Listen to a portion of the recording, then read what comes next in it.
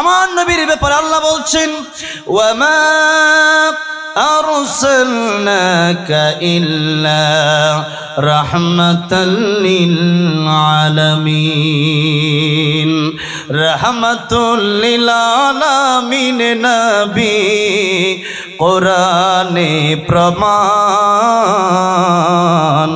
আশিক বিনে কে বুঝিবে আমার দয়ার নবীর শান। বলেন রাহমাতুল লিল আলামিন নবী রাহমাতুল লিল।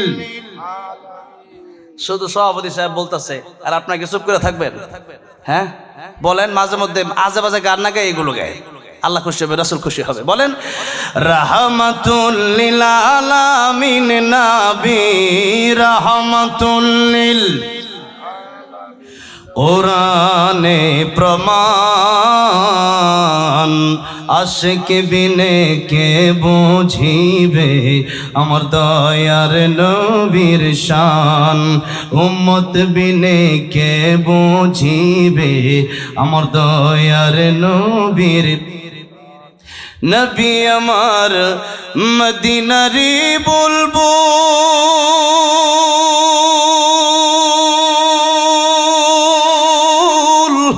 আমার আল্লাহ ভালোবেসে নামটি দিলেন হাবিবে রাসূল। আল্লাহু আকবার।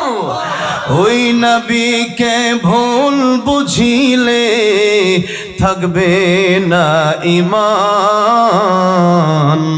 আশিক বিনে কে বুঝিবে আমার দয়ার নবীর শান।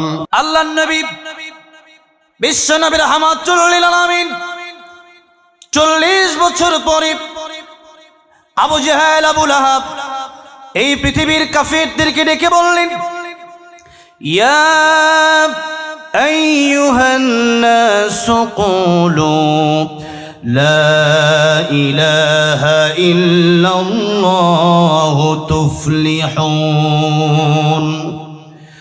ও পৃথিবীর মানুষেরা, বলো লা ইলাহা ইল্লাল্লাহ, এক আল্লাহ ছাড়া আর কোনো মাবুদ নাই, এক আল্লাহ ছাড়া আর কোনো ইলাহ নাই, এক আল্লাহ ছাড়া আর কোনো রব নাই, এক আল্লাহ ছাড়া কোনো বিধানদাতা নাই, এক আল্লাহ ছাড়া কোনো সৃষ্টিকর্তা নাই, এক আল্লাহ ছাড়া কোনো আইনদাতা নাই। তখন আল্লাহ নবীর বিরুদ্ধে আবু লাহাব সহ নবীর চাচারা কাফির বেঈমানের দাঁড়ায় গেল, বলল তাব্বান লাকা লিহাযা জামাতানা, তুমি ধ্বংস হও, এই জন্য কি আমাদেরকে তুমি একসাথে ডেকেছ? মুহাম্মদ রাসূলুল্লাহ সাল্লাল্লাহু আলাইহি সাল্লামের বিরুদ্ধে কাফের বেঈমানরা দাঁড়ায় গেল। আর আমার নবী বিশ্ব নবী রাহমাতুল লিল আলামিনের শত্রু দেশে পরিণত হয়ে গেল। যারাই ছিল নবীর সবচেয়ে কাছের মানুষ, যারাই ছিল নবীর সবচেয়ে প্রিয়তম বন্ধু, এরাই হয়ে গেল নবীর সবচেয়ে চিরতর শত্রু। যখন আমার নবী কালিমাত দাওয়াত দেওয়া শুরু করলেন, একের পর এক হামলা মামলা আসা শুরু হলো। লম্বা সময় চলে গেল। আমার নবী কোরআন তেলাওয়াত করে, আমার নবীর কোরআন তেলাওয়াত শুনে মানুষ কাফের বেঈমান মুসলমান হয়ে যায়। নজর ইবনে হারিস সহ ওই সময়ের কুখ্যাত কাফের বেঈমানেরা গানের আয়োজন করলো কোরআনের বিরোধিতা করার জন্য। কিন্তু গানে মানুষ একবার মজা পেল, ওইটার ফলটা চিরদিনের জন্য হয় না, চিরস্থায়ী হয় না। কিন্তু আল্লাহর কোরআন যার অন্তরে একবার প্রবেশ করতে পারে, সেই ব্যক্তি চিরদিনের জন্য ভালো হয়ে যায়, আল্লাহর প্রেমের পাগল হয়ে যায়। আমার নবীজি যখন নাকি কোরআন তেলাওয়াত করা শুরু করলো, মানুষদেরকে একে একে দাওয়াত দেওয়া শুরু করলো, তখন মানুষ কোরআনের দিকে ধাবিত হওয়া শুরু করলো। আমার নবীর কাছে যেন মানুষ না আসে, সেই জন্য আবু জাহেল, আবু লাহাব, উতবা, শাইবা, ওয়ালিদ ইবনে মুগিরা আমার নবীর বিরোধিতা করতে গিয়ে মানুষকে বলল নবীর কাছে যাওয়া যাবে না, মুহাম্মাদের কাছে যাওয়া যাবে না সাল্লাল্লাহু আলাইহি সাল্লাম। মুহাম্মাদের কাছে গেলে মুহাম্মদ মঞ্চ পড়ে তোমরা পাগল হয়ে যাবা। মানুষ একে যখন চিন্তা দেখলো, এত সুন্দর মানুষ 40 বছর পর্যন্ত যেই মানুষটা জীবনে একটা মিথ্যা কথাও বলে নাই, যেই মানুষের চরিত্রের সার্টিফিকেট আমার আল্লাহ নিজে দিয়ে বলেছেন ওয়া ইন্নাকা লাআলা খুলুকিন আযীম। মহান চরিত্র আমি আল্লাহ যাকে দিয়েছি, তিনি আর চরিত্র এমন সুন্দর চরিত্র আর কার হতে পারে, যেই নবীকে কাফের বেঈমানে আঘাত করেছে, কিন্তু নবীজি পাল্টা আঘাত না করে নবীজি এক ইহুদির বাড়িতে কাজ করতে গিয়ে বললেন, আপনি কি আমার কোনো আচরণে কষ্ট পেয়েছেন? ওই কাফের বলল, আমি বুঝতে পারি না এত সুন্দর যে মানুষের আচরণ হতে পারে। ইয়া রাসূলুল্লাহ, আমারে পড়ায় দেন লা ইলাহা ইল্লাল্লাহু মুহাম্মাদুর রাসূলুল্লাহ সাল্লাল্লাহু আলাইহি সাল্লাম কালিমা পড়ে মুসলমান হয়ে গেছে। তাই আল্লাহ রাব্বুল আলামিন আল্লাহর নিজের ব্যাপারে কোরআন শরীফে বলেছেন, আলহামদুলিল্লাহি রাব্বিল আলামিন। একই শব্দ ব্যবহার করে আমার নবীর ব্যাপারে আল্লাহ বলছেন, ওয়ামা আরসালনাকা ইল্লা রাহমাতাল লিল আলামিন। রাহমাতুল লিল আলামিন নবী কোরআনে প্রমাণ।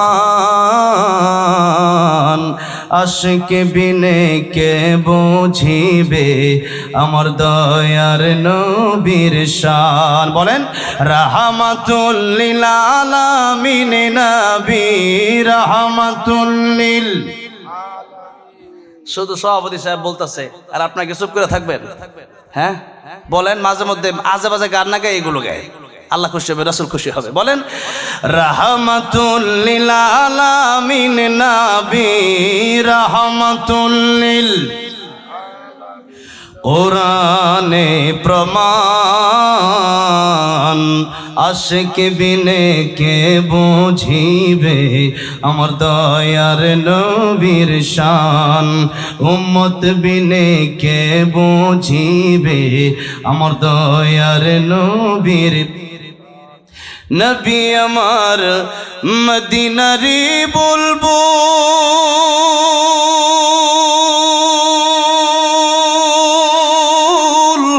আমার আল্লাহ ভালোবেসে নামটি দিলেন হাবিবে রাসূল। আল্লাহু আকবার। ওই নবীকে ভুল বুঝিলে থাকবে না ঈমান। আশিক বিনে কে বুঝিবে আমার দয়ার নবীর শান। আমার ভাইরা, আমার বাবাজিরা, লক্ষ্য করতে হবে কথাগুলো। নবীজির 40 বছর পর্যন্ত কোনো শত্রু নাই। কেন নাই? নবীজি লা ইলাহা ইল্লাল্লাহর দাওয়াত দিলেন না, এই জন্য নাই। নবীজি যখন লা ইলাহা ইল্লাল্লাহর দাওয়াত দেওয়া শুরু করলেন, তখনই শত্রু শুরু হয়ে গেল, নানানভাবে হামলা মামলা শুরু হয়ে গেল। এমনকি নবীকে হত্যা করার জন্য লোকেরা পর্যন্ত রেডি হয়ে গেল। আমার নবী কোরআন তেলাওয়াত করে কাফির বেঈমানদের বাধা দিয়ে দেয়। লম্বা সময় অতিবাহিত হওয়ার পরে তারা কোনোভাবেই আমার নবীর কাছ থেকে দ্বীনের দাওয়াত দেওয়া বন্ধ করাতে পারল না। এক সময় চিন্তা করল, মুহাম্মদের বিরোধিতা করে পাগল বলে মুহাম্মদ রাসূলুল্লাহর কাছ থেকে লোকগুলাকে আলাদা করে দেওয়া যায় কিনা আমরা দেখি। যেই মুহূর্তে আমার নবীর বিরোধিতা করার জন্য তারা বলল যে মুহাম্মদ মন্ত্র পড়ি, মুহাম্মদের কাছে যাবা না, মুহাম্মদের কাছে গেলেই তোমরা পাগল হয়ে যাবা। লোকেরা চিন্তা করলো, এতদিন পর্যন্ত দেখলাম যে এই মানুষটা ভালো, এত সুন্দর যার চেহারা, এই মানুষটা কিভাবে এখন পাগল হয়ে যায়? এতদিন পর্যন্ত সভাপতি সাহেব ভালো, এখন বললাম পাগল হয়ে গেছে, এখন সবাই আসবে দেখতে, ঠিক না বে ঠিক? এতদিন ভালো, এখন কিভাবে পাগল হয়ে গেছে? সবাই যেই মাত্র আমার নবীকে দেখতে গেল, একে তো আমার নবীর চাইতে সুন্দর চেহারার পৃথিবীতে আল্লাহ রাব্বুল আমিন কাউকে দান করেন নাই। তোমার সৃষ্টি যদি হয় এত সুন্দর, না জানি তাহলে তুমি কত সুন্দর, কত সুন্দর। তোমার সৃষ্টি যদি হয় এত সুন্দর, না জানি তাহলে তুমি কত সুন্দর, কত সুন্দর। দুনিয়া সুন্দর, মানুষ সুন্দর, আসমান সুন্দর, জমিন সুন্দর, সুন্দর সুন্দর পাল্লা। জানি না কত সুন্দর তুমি আল্লাহ, জানি না কত সুন্দর তুমি আল্লাহ। সুবহানাল্লাহ পড়ে। আল্লাহ রাব্বুল আমিন এই দুনিয়াতে যা কিছু বানালেন সবচেয়ে সুন্দর করে আমার নবীকে বানালেন। একে তো আমার নবীর সুন্দর চেহারা, দ্বিতীয়ত আমার নবীর কোরআন তেলাওয়াত তারা বলেছিল মঞ্চ পড়ে, মঞ্চের মধ্যে কোনো মিল নেই। তারাও বুঝে মঞ্চ কারে বলে, তখন তো কাফেররা বুঝতো মঞ্চ হিন্দু ছিল তখন।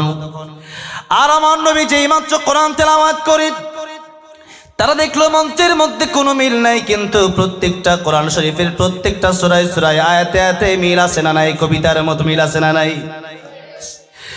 والشمس وضحاها والقمر إذا تلاها والنهار إذا جلاها والليل إذا يغشاها والسماء وما بناها والأرض وما طحاها ونفس وما سواها فألهمها فجورها وتقواها قد أفلح من زكاها وقد خاب من دساها كذبت ثمود بطغواها إذ انبعث أشقاها فقال لهم رسول الله ناقة الله وسقياها فكذبوه فعقروها فدمدم عليهم ربهم بذنبهم فسواها ولا يخاف عقباها।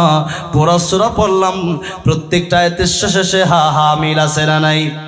ওয়াত্তুর وكتاب علمه البيان الشمس والقمر بحسبان والنجم والشجر يسجدان والسماء رفعها ووضع الميزان ألا تطغوا في الميزان وأقيموا الوزن بالقسط ولا تخسروا الميزان ميلا سناناي قل هو الله أحد الله الصمد لم يلد ولم يولد ولم يكن له كفوا أحد ميلا سناناي قل أعوذ برب الناس ملك الناس إله الناس من شر الوسواس الخناس الذي يوسوس في صدور الناس من الجنة والناس। এতগুলো আয়াত পড়লাম কবিতার মতো ছন্দে ছন্দে, মিল আছে না নাই? যখন কাফির বেঈমানরা দেখলো আমার নবীর কোরআন তেলাওয়াতে এত মিল, তখন কাফির বেঈমানরা বুঝতে আর বাকি নাই যে এটা অবশ্যই আল্লাহর কোরআন। কাফির বেঈমানরা এসে বলল, ইয়া রাসূলুল্লাহ, ইয়া হাবিবাল্লাহ, দেখতে তো চাই নাই। তারা বলেছে আপনি পাগল, কিন্তু পাগল দেখতে এসে দেখলাম এত সুন্দর যার চেহারা, এত সুন্দর যার তিলাওয়াত, সে ব্যক্তি কোনোদিন পাগল হতে পারে না। আপনি আমাদেরকে পড়ায় দেন লা ইলাহা লা ইলাহা ইল্লাল্লাহু মুহাম্মাদুর রাসূলুল্লাহ সাল্লাল্লাহু আলাইহি সাল্লাম। কালিমা পড়ে কাফেররা মুসলমান হয়ে যাচ্ছে। এবার তারা চিন্তা করলো আর কোনো রাস্তা বাকি নাই, সব রাস্তা দেখা শেষ হয়ে গেল। আমার নবীর কাছে গেল, গিয়ে বলল, মুহাম্মদ সাল্লাল্লাহু আলাইহি ওয়াসাল্লাম, কি চাও তুমি? নবীজি বললেন, আমি আল্লাহকে চাই, আমি দ্বীনের দাওয়াত দিতে চাই, আমি কোরআনের কথা বলতে চাই। কাফের বেঈমানেরা বলল, বাড়ি লাগলে বাড়ি দেব, নারী লাগলে নারী দেব, ক্ষমতা লাগলে ক্ষমতা দেব, টাকা লাগলে টাকা দেব, কি চাও তুমি? সব তোমার দেওয়া হবে। নবী বললেন, যা দেওয়া সম্ভব তার কথাই তো তোমরা বললে। বাড়ি গাড়ি দেওয়া তো সম্ভব, ক্ষমতা দেওয়া তো সম্ভব, অর্থ দেওয়া তো সম্ভব, কিন্তু শুনে রাখো, যা দেওয়া সম্ভব হবে না। আমার হাতে যদি, এক হাতে যদি ওই আকাশের চন্দ্রটা এনে দাও, আর এক হাতে যদি আমাকে আকাশের সূর্য এনে দাও, তথাপি একটা সেকেন্ডের জন্য আল্লাহর কোরআনের দাওয়াত দেওয়া থেকে আমি বিরত থাকবো না। জোরে জোরে বলা যাবে না সুবহানাল্লাহ। আল্লামা সাঈদী রহমাতুল্লাহ আলাইহি যখন প্রাথমিকভাবে জেনে নেওয়া হয়েছিল, কাতারে শামীম সাইদ হাফিজাহুল্লাহর সাথে আমার দেখা হয়েছিল। তিনি আমাদের একটা প্রোগ্রাম শেষে একটা মার্কেটে আমরা একসাথে বসলাম নাস্তা করার জন্য। সেখানে শামীম সাইদ হাফিজাহুল্লাহ বললেন, আমার বাবা কেউ এমন কোনো অফার দাও এমন নাই যে দেওয়া হয় নাই। আমার নবী আমার বাবাকে বলা হয়েছিল কি দরকার কি প্রয়োজন শুধু বলেন, শুধু কয়েকটা কথা কোরআন থেকে বাদ দিয়া বলবেন। জিহাদের কথাগুলো বাদ দিয়া দেন, রাজনীতির কথাগুলো বাদ দিয়ে দিন, যেগুলো কথা বললে আমরা নারাজ হয়ে যাই সেই কথাগুলো বাদ দিয়ে দেন। কিন্তু আল্লামা সাইদি সাহেবের কথা ছিল, ইয়া আইয়ুহাল্লাযীনা আমানু দুখুলু ফিস-সিলমি কাফা। আল্লাহ বলেছেন ইমানদারেরা, উদখুলু তোমরা প্রবেশ করো ফিস-সিলমি ইসলামের ভিতরে কাফাইতাম। ইসলাম তোমরা মানলে, যদি মানতে চাও তোমরা পরিপূর্ণ ইসলাম মানো। আর অর্ধেক ইসলাম মানতো মুনাফিকেরা। কারা অর্ধেক ইসলাম মানতো? কারা বলেন? মুনাফিক। মুনাফিক কোথায় যাবে? জাহান্নামে যাবে। কোথায় যাবে? শুধু জাহান্নামে যাবে না, মুনাফিকরা জাহান্নামের সবচেয়ে কঠিন শাস্তি হবে মুনাফিকদের। তাই আল্লাহ বলছেন কোরআন শরীফে, ইন্নাল মুনাফিকিনা ফিদ দারকিল আসফালি মিনান নার ওয়া লান তাজিদ লাহুম নাসীরা। আল্লাহ বলছেন মুনাফিক যারা হবে কিয়ামতের ময়দানে জাহান্নামের সবচেয়ে অতল গহ্বরে থাকবে তারা, এদের শাস্তি হবে সবচেয়ে কঠিন। আর আল্লাহ নবীকে বলছেন ওয়ালান তাজিদা লাহুম নাসীরা। কোনদিন এরা কোনো সাহায্যকারী খুঁজে পাবে না, তাদের কোনো সাহায্যকারী কিয়ামতের ময়দানে খুঁজে পাওয়া যাবে না। তাই আমার নবীজির পিছনে নামাজ পড়েছে এমন অসংখ্য মুনাফিক নবীর সাথেও ছিল।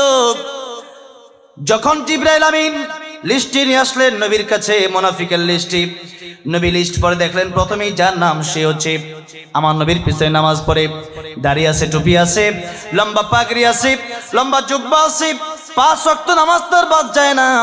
নবী বললেন জিবরাইল আমিন, এই ব্যক্তি আমার পিছনে নামাজ পড়ে কিভাবে মুনাফিক হয়ে গেল? জিবরাইল আমিন ডেকে বললেন, ইয়া রাসূলুল্লাহ, ইয়া হাবিবাল্লাহ, নামাজ পড়লে শুধু মুসলমান হওয়া যায় না, জুব্বা পড়লে শুধু মুসলমান হওয়া যায় না, টুপি পড়লে শুধু মুসলমান হওয়া যায় না, বড় দাড়ি রাখলে শুধু মুসলমান হওয়া যায় না। মুসলমান হতে হলে, পরিপূর্ণ ইসলামে ঢুকতে হলে মাঝে মধ্যে আল্লাহর রাস্তায় জিহাদ করতে হয়। জিহাদের ময়দানে যখন নবী বললেন যাওয়ার জন্য, তখন আব্দুল্লাহ ইবনে উবাই পিছিয়ে গেল। এই জন্য আইনুদ্দিন আল আজাদ রহমাতুল্লাহ আলাইহি বাংলাদেশে একজন কিংবদন্তি শিল্পী ছিলেন। তিনি এমন শিল্পী বাংলাদেশে মনে হয় আর জীবনে আসবে না। তিনি বলেছিলেন, মসজিদের কোণে বসে জিকির যত করই কষে, মসজিদের কোণে বসে জিকির যত করই কষে, এভাবে যায় না পাওয়া আল্লাহকে, এভাবে যায় না পাওয়া আল্লাহকে। কি হবে বেঁচে থেকে অযথা বিদ্যা শিখে, যদি না গড়তে পারি শোষণবিহীন সমাজটাকে? কি হবে বেঁচে থেকে? কি হবে আলেম হয়ে ইমাম সেজে সমাজেতে, পারো যদি সত্য কথা উচ্চ সুরে না বলিতে?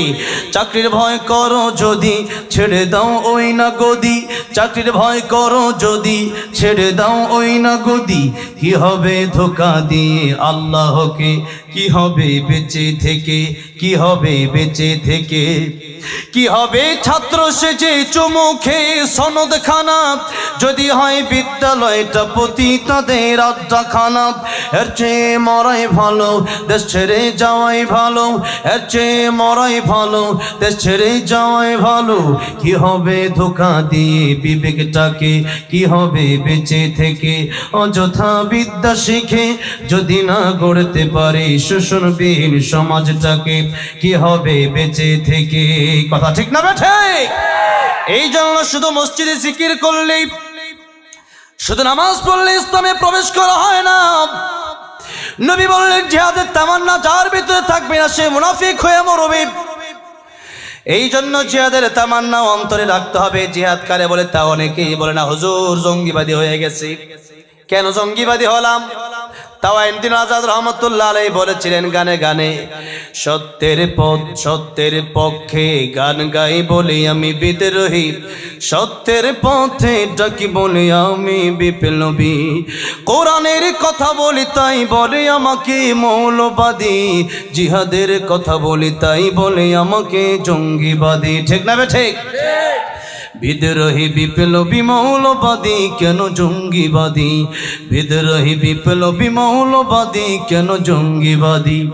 জন্মের পরে কানে আজান কি দেয়নি, তুমি মৌলবাদী ছাড়া হওনি, আবার মরণের পরে জানাজা পড়াবে, তখন কোথায় পালিয়ে যাবি, বিদ্রোহী বিপ্লবী মৌলবাদী কেন জঙ্গিবাদী। এই জন্য আমাকে আপনাকে বুঝতে হবে জিহাদ কাকে বলে।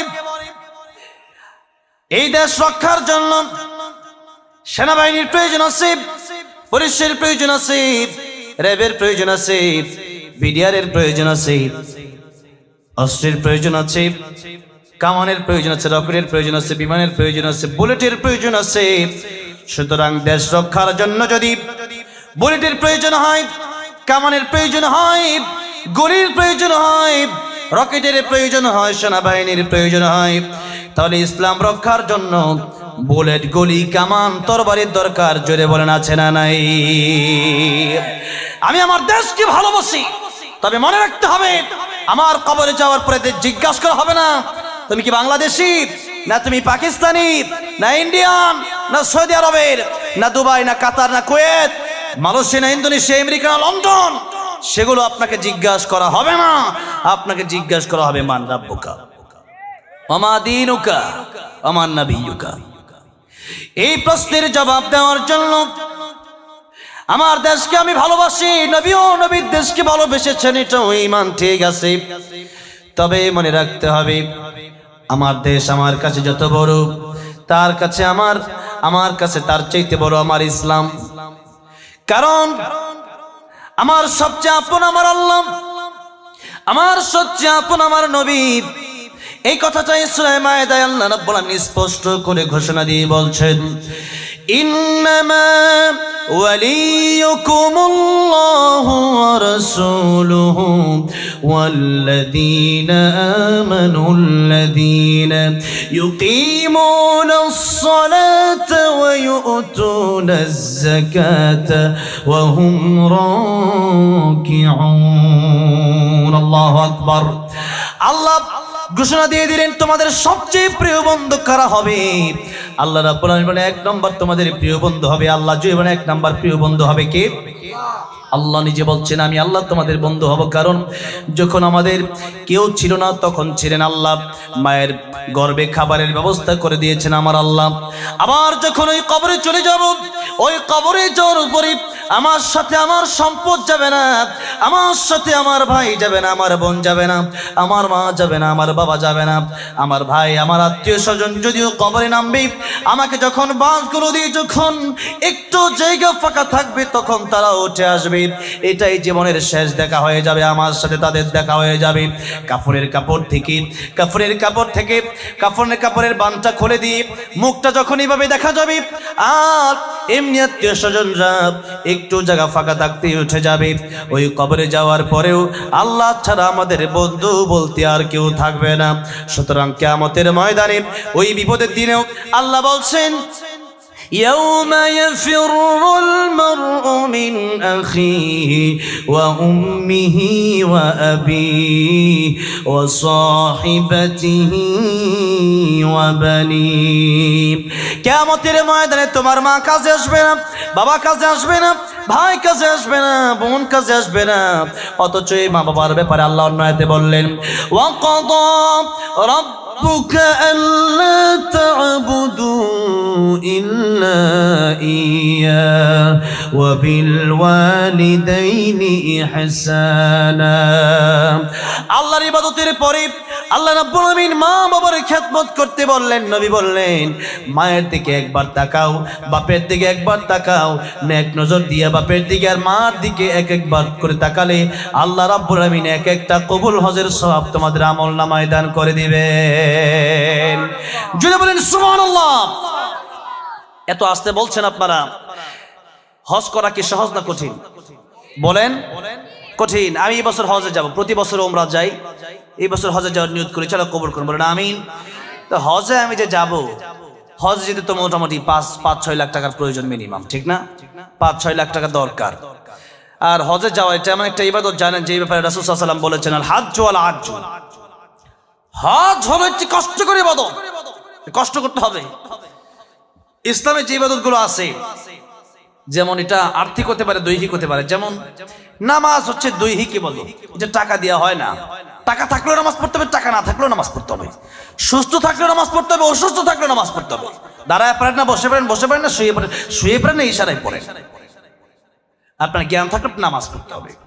এখন আপনি একজন পাশের বাসার লোক নামাজ প্রতিদিন পড়ে, আপনি তারে বললেন তোমাকে 10,000 টাকা দিলাম, তুমি প্রতিদিন পুরো মাসের না ফজর নামাজটা তুমি আমার পড়ে দিও। ফজরের সময় পড়তে একটু কষ্ট বেশি আর কি, আসল মুসল্লি পাওয়া যায় ফজরের সময়, ঠিক না বেঠে?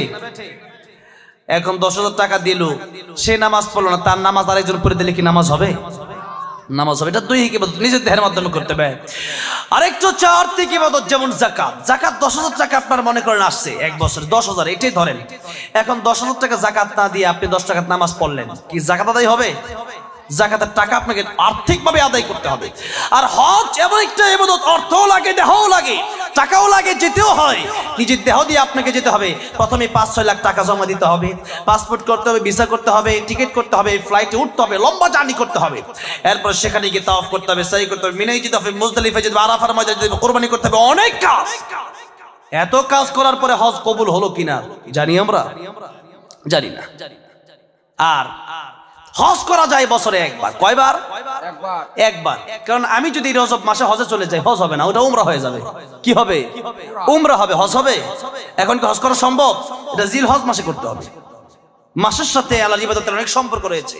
এই আলোচনা আমি দিনাজপুর কয়েক জায়গায় করেছি, তো এই জন্য আপনারা শুনে নেবেন, মাস ভিত্তিক আলোচনাগুলো আছে। তো এই যে মাসের সাথে ইবাদতের সম্পর্ক, জিল হজ মাসে হজ করতে হবে। এখন গেলেও সম্ভব না হজ করা, বছরে একবার করা যায়। আবার কবুল হলো কিনা জানি না। আর মা বাবার দিকে দৈনিক কতবার তাকানো যায়? বলেন কতবার তাকানো যায়? যতবার ইচ্ছা ততবার তাকানো যায়। দৈনিক মেলাবার তাকানো যায়, অসংখ্যবার তাকানো যায়। তা বললাম কয়েকদিন আগে এক জায়গায় বললো হুজুর মেলাবার তাকানো যায়। তো মা আর বাপের দিকে তাকালে কবুল হজের সব, এটা অনেকেই জানে, অনেকে মনে যায় না, যায় না।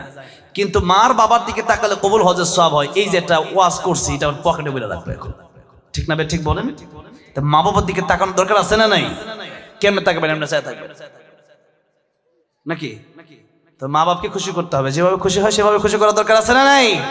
আচ্ছা, মা বাপকে খুশি হলে আল্লাহ খুশি হবে, এটা হক, এটা ইবাদত। কিন্তু কিয়ামতের ময়দানে আল্লাহ বলছেন, এত সম্মান যে মা বাবাকে দিলাম, সেই মা বাবা একটা নেকির জন্য পিছু হটতে পারে, তোমাকে অস্বীকার করতে পারে। কে বলেছেন? কে বলেছেন? আল্লাহ বলেছেন। তাই আল্লাহ বলছেন, তোমার প্রথম বন্ধু আমি আল্লাহ। যে আল্লাহকে চিনবে সে মা চিনবে, বাবা চিনবে, ভাই চিনবে, বোন চিনবে, আত্মীয় স্বজন চিনবে, পরিবার চিনবে, সমাজ চিনবে, রাষ্ট্র চিনবে। আর আল্লাহকে যে চিনবে না, রাষ্ট্র চিনবে না, সমাজ চিনবে না, জনগণের টাকা নিয়ে দিল্লি পালাবে। এই জন্য আল্লাহকে চিনতে হবে। নেতা তারে বানান যে নামাজ পড়ে, নেতা তারে বানান যে কোরআন পড়তে পারে, নেতা তারে বানান যে মানুষের হক বুঝে, যে মানুষের হক না দিলে পরে আমাকে জাহান্নামে যেতে হবে।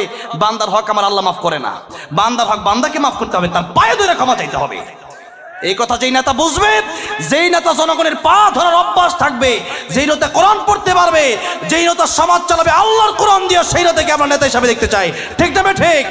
গাঁজাখোর, ইয়াবাখোর, মদখোর, নেশাখোর, নারীখোর কোন নেতা আমরা দেশে দেখতে চাই না। রাজি আছেন না? নাই? কারা কারা রাজি আছেন হাত তুলে দেখান।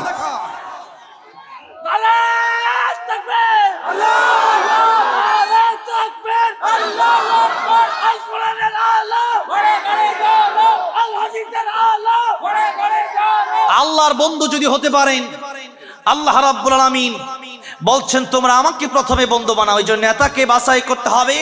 যেই নেতা আমার আল্লাহকে চিনলো, সে নেতা অবশ্যই আমারে চিনবে। সে নেতা মনে মনে ভাববে যে আমি, আমার বন্ধু তো আমার আল্লাহ, কিয়ামতের ময়দানে আল্লাহর কাছে তো আমার হিসাব দিতে হবে, কিয়ামতের ময়দান তো একটা আছে। এই কথা তার অন্তরে বাজবে। এই কথা যদি তার অন্তরে থাকে যে একদিন আল্লাহর কাছে আমার হিসাব দিতে হবে, তাহলে সে ব্যক্তি গুনাহ করতে পারে না। সে ব্যক্তি চিন্তা করবে আমার আল্লাহ তো আমার দেখছে, কেউ যেটা দেখে না দেখে কে? আল্লাহ। আমি তেল লোকাবো, আমি জনগণের টাকা 5 কোটি থেকে 2 কোটি মেরে দেবো, তো আমার আল্লাহ তো ঠিকই দেখবে।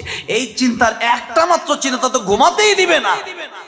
আমিরুল মুমিনিন ওমর রাদিয়াল্লাহু আনহু তিনি ঘুরতেন সমাজে সমাজে, রাতের বেলায় তিনি না ঘুমায় ঘুরতেন, দেখতেন জনগণের অবস্থা কি হয়।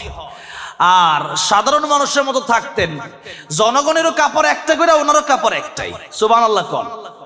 একদিন জুমার খুতবা দিবে, 2টা কাপড় পরছে। লোকেরা জিজ্ঞাসা করলো 2টা কাপড় আজকে আপনার কেমনে হলো? বলল যে একটা আমার সন্তানের, একটা আমার। সুবহানাল্লাহ বলেন। কি আমির ছিলেন, কি প্রেসিডেন্ট ছিলেন, অর্ধজাহানের খলিফা যিনি, অর্ধজাহানের বাদশা যিনি। এই জন্য আল্লাহ আমাদের দেশে তুমি একটা উমর পাঠায় দাও, বলেন আমিন। জোরে বলেন আমিন। এই জন্য আল্লাহ বলছেন বন্ধু হবে তোমার সর্বপ্রথম আমি, বন্ধু আমি আল্লাহ হব।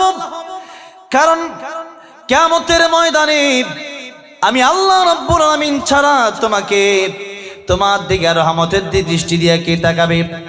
আর কিয়ামতের ময়দানে সুপারিশ করার মতো যোগ্যতা কেবলমাত্র একজন মানুষকে, একজন নবীকে দেওয়া হবে। তিনি হলেন রাহমাতুল লিল আলামিন, নবী মুহাম্মদুর রাসূলুল্লাহ সাল্লাল্লাহু আলাইহি সাল্লাম। যার কারণে কিয়ামতের ময়দানে তিনি আমাদের বন্ধু হয়ে যাবেন। তাই একটু আগেও একবার বলেছিলাম, আল্লাহ বলেছেন যত আলমের জন্য আমি আল্লাহ রব আলহামদুলিল্লাহি রাব্বিল আলামিন, তত জায়গার জন্য আমার নবী রাহমাতুল লিল আলামিন, আমার নবী তত জায়গার জন্য রহমত। শুধু দুনিয়াতেই না, কিয়ামতের ময়দানে যখন সবাই বলবে নফসি নফসি, আমার নবী বলবেন উম্মতি উম্মতি। তাই আমার নবীকে আল্লাহ বললেন ইন্নামা ওয়ালিয়ুকুমুল্লাহ। 1 নম্বরে তোমরা আল্লাহকে বন্ধু বানাবা, 2 নম্বরে ওয়া রাসূলুহু, 2 নম্বরে আমার রাসূলকে তোমরা বন্ধু বানাবা। আর রাসূল বলছেন মান হাব্বা সুন্নতি ফাকাদ হাব্বানি ওয়া মান হাব্বানি কানা মাই ফিল জান্নাহ।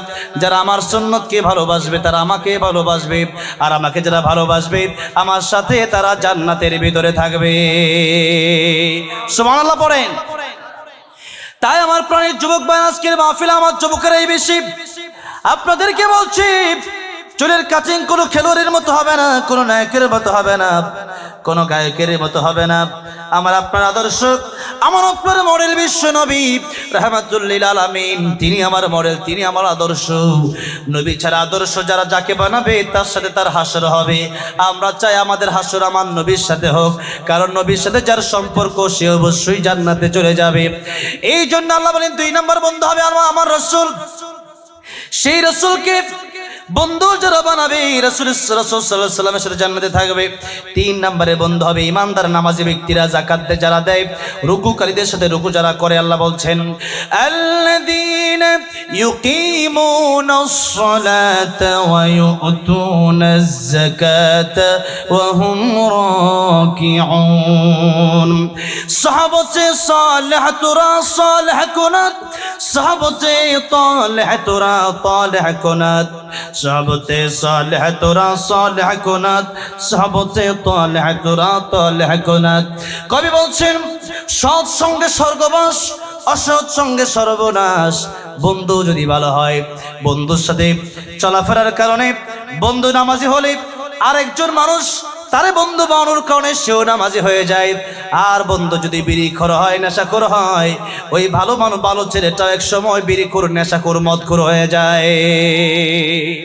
এই জন্য আল্লাহ বলছেন বন্ধু সিলেক্ট করার সময়, বন্ধু নির্বাচন করার সময় তোমরা এমন বন্ধু বানাও যেই বন্ধুর কারণে তুমি নষ্ট হবা না। আর বাবা মারা এমন বন্ধুর সাথে মিশতে দিবেন না যে বন্ধুর সাথে মিশতে হচ্ছে সিগারেট করে বিড়িখোর হয়ে যাবে। যে বন্ধুটা নামাজ পড়ে তার সাথে আপনার ছেলেটাকে চলতে দিবেন। যে বন্ধুটা ভালো আদব, ভালো আখলাক ভালো, তার সাথে আপনার ছেলেটারে চলতে দিবেন। আমার ভাইরা, আমার বাবাজিরা, বলছিলাম আমাদের কিয়ামতের ময়দানে কোন বন্ধু থাকবে না আল্লাহ রাসূল ছাড়া। সেই নবীর বিরুদ্ধে হামলা আসলো, মামলা আসলো, নারীর লোভ দেখানো হলো, বাড়ির লোভ, গাড়ির লোভ দেখানো হলো। আমার নবীজি বললেন এক হাতে চন্দ্র দিবা, আরেক হাতে সূর্য দিবা, তথাপি আমি আল্লাহর কোরআন ছাড়তে পারবো না। আল্লাহর কোরআনের পক্ষে আমি বলবোই বলবো। তাই কাফির বেঈমানেরা আমার নবীকে অপবাদ দিয়ে দিল। মুহাম্মদ ক্ষতিগ্রস্ত হয়ে গেছে, মুহাম্মদ ধ্বংস হয়ে গেছে। কিন্তু আমার নবীর পক্ষে আল্লাহ রাব্বুল আলামিন জবাব দিতে গিয়ে একটা কমপ্লিট সূরা কোরআন শরীফের 103 নম্বরের সূরাতুল আসর নাযিল করে আল্লাহ বলছেন বিসমিল্লাহির রহমানির রহিম। সবাই পড়েন বিসমিল্লাহির রহমানির রহিম। ওয়াল আসরি ইন্নাল ইনসানা লাফি খুসর ইল্লাল্লাযীনা আমানু ওয়া আমিলুস সালিহাতি ওয়া তাওয়াসাউ বিল হাক্কি ওয়া তাওয়াসাউ বিস সাবর। এই হচ্ছে তিনখানা মাত্র আয়াত।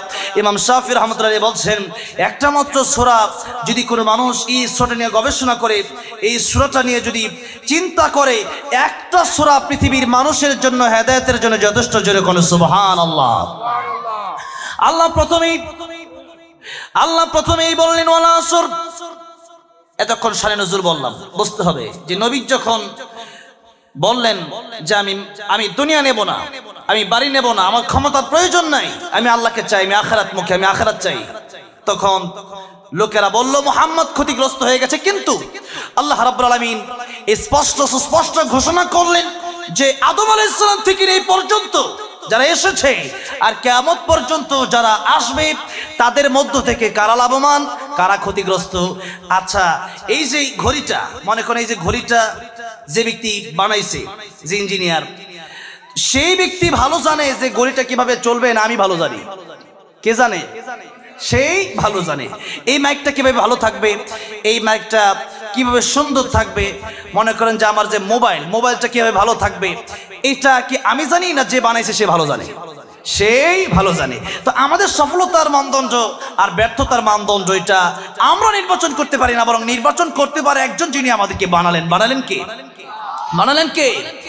তাবারাকাল্লাযী বিয়াদিহিল মুলকু ওয়া হুয়া আলা কুল্লি শাইইন قدير الذي خلق الموت والحياة ليبلوكم أيكم أحسن عملا وهو العزيز الغفور। الله বললেন আকাশ জমিন আর তোমরা যারা আছো সব কিছুর ক্ষমতা আমি আল্লাহর হাতে, আমি আল্লাহর চেয়ে শক্তি বেশি আর কারো নাই।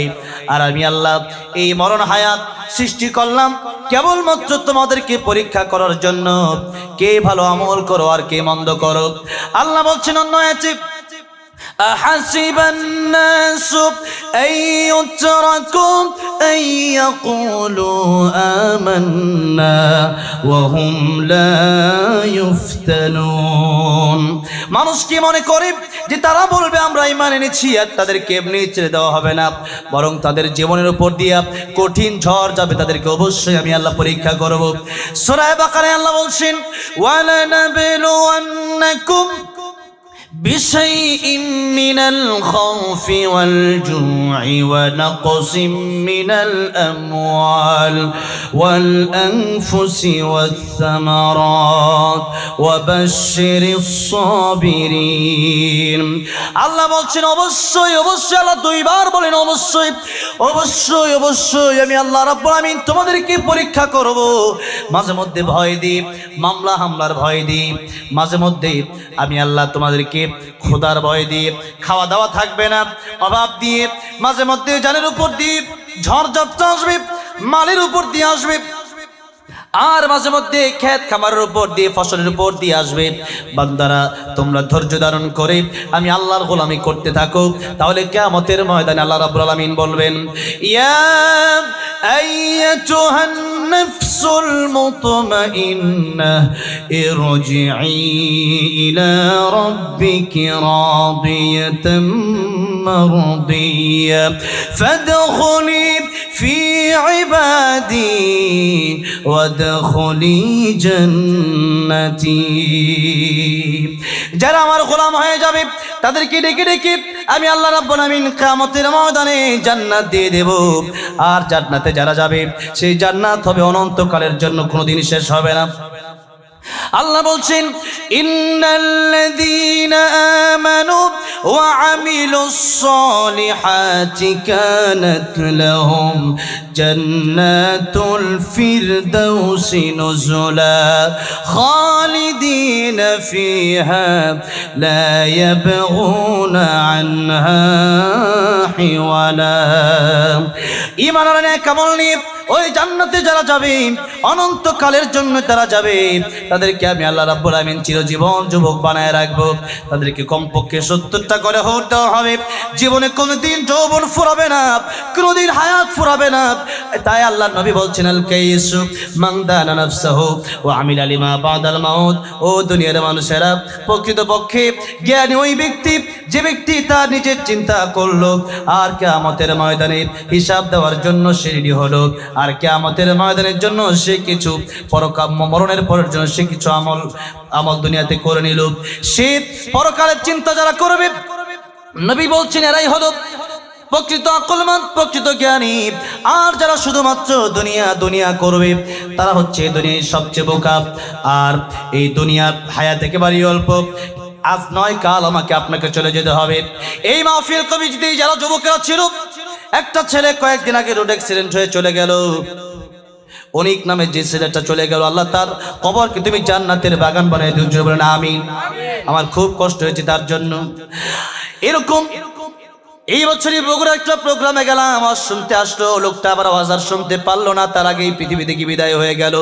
আমরা কেউ জানি না কার মরণ কোন দিন চলে আসবে। আল্লাহ বলছেন ইদা জাআ আজালুহুম লা ইস্তাখিরুনা সাআতান ওয়া লা ইস্তাকদিম। মরণের সময় যখন হয়ে যাবে, একটা সেকেন্ড আগেও হবে না, একটা সেকেন্ড পরেও হবে না। নির্দিষ্ট সময়ে মালাকুল মউত চলে যাবে, আর এই পৃথিবী থেকে অবশ্যই সবার বিদায় নিতে হবে। আল্লাহ রাব্বুল আলামিন বলছেন কুল্লু মান আলাইহা ফান ওয়া ইয়াবকা ওয়াজহু রাব্বিকা যুল জালালি ওয়াল ইকরাম ফাবিআইয়ি আলাই রাব্বিকুমা তুকাযযিবান। এই পৃথিবীতে যা কিছু আছে সবই ধ্বংসশীল, কেবলমাত্র সম্মান এবং মর্যাদার অধিকারী আল্লাহ রাব্বুল আলামিন বেঁচে থাকবেন। তাই মালাকুল মউত আজরাইল, যেই মালাকুল মউত আমাদের জান কবজ করে, সেই মালাকুল মউতের মৃত্যুবরণ করা লাগবে।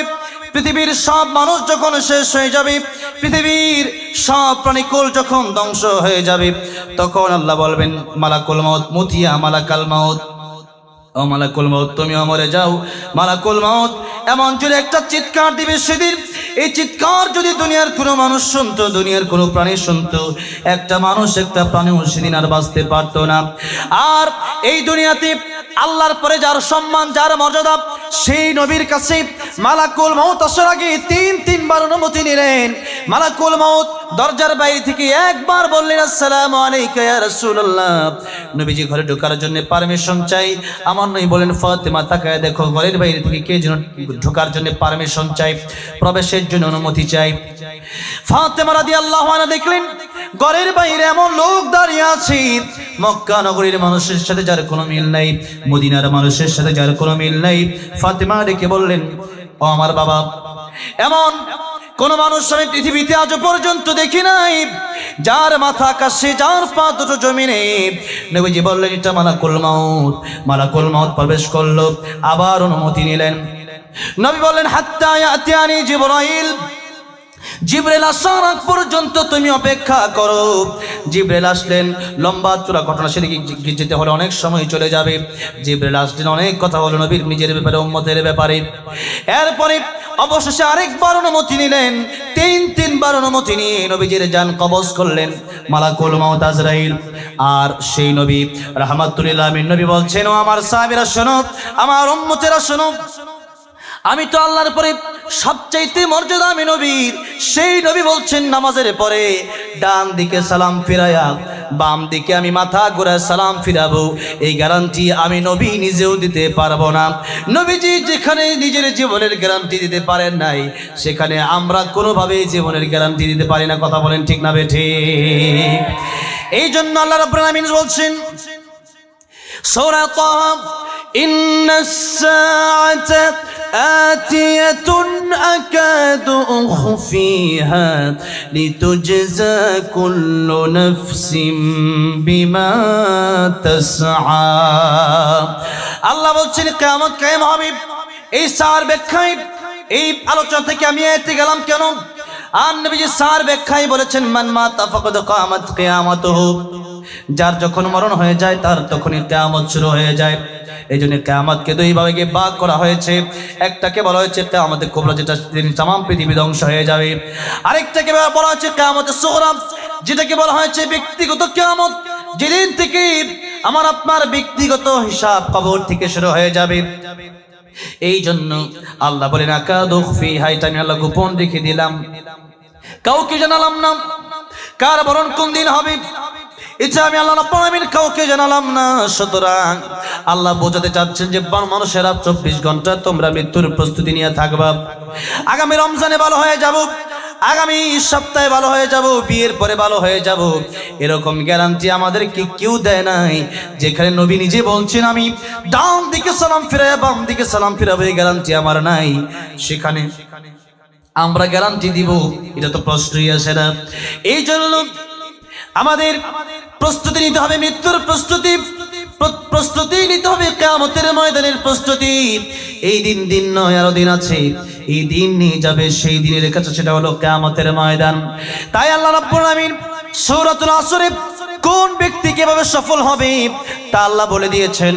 এক আয়াতের ভিতরে আল্লাহ রাব্বুল আলামিন বলেছেন ফামান যুহজিহা عن النار وأدخل الجنة فقد فاز وما الحياة الدنيا إلا متاع الغرور। প্রকৃতপক্ষে যারা সফল কাম মনে করে নিজেকে বাড়ি গাড়ি নারী পেয়ে, আল্লাহ বলছেন তারা তো সফল কাম নয়, তারাই হচ্ছে প্রকৃতপক্ষে সফল কাম, যারা জাহান্নামের আগুন থেকে বেঁচে চিরতরে আল্লাহর তরি জান্নাতে চলে যাবে। আর দুনিয়াকে আল্লাহ বলছেন ওয়ামাল হায়াতুদ দুনিয়া ইল্লা মাতাউল গুরুর। দুনিয়ার ব্যাপারে আল্লাহ কি বলছেন? আল্লাহ বলছেন এই দুনিয়া ধোঁকা ছাড়া কিছুই না। এই দুনিয়াতে যা কিছু আছে, নবী বললেন তোমাদের 3টা ভাই, একটা ভাইয়ের নাম তো ধন সম্পদ, আরেকটা ভাইয়ের নাম আত্মীয় স্বজন, আরেকটা ভাইয়ের নাম তোমাদের নেক আমল। এই ধন সম্পদ মৃত্যুর সাথে সাথে আলাদা হয়ে যাবে, আত্মীয় স্বজন কবরে যাওয়ার সাথে সাথে আলাদা হয়ে যাবে।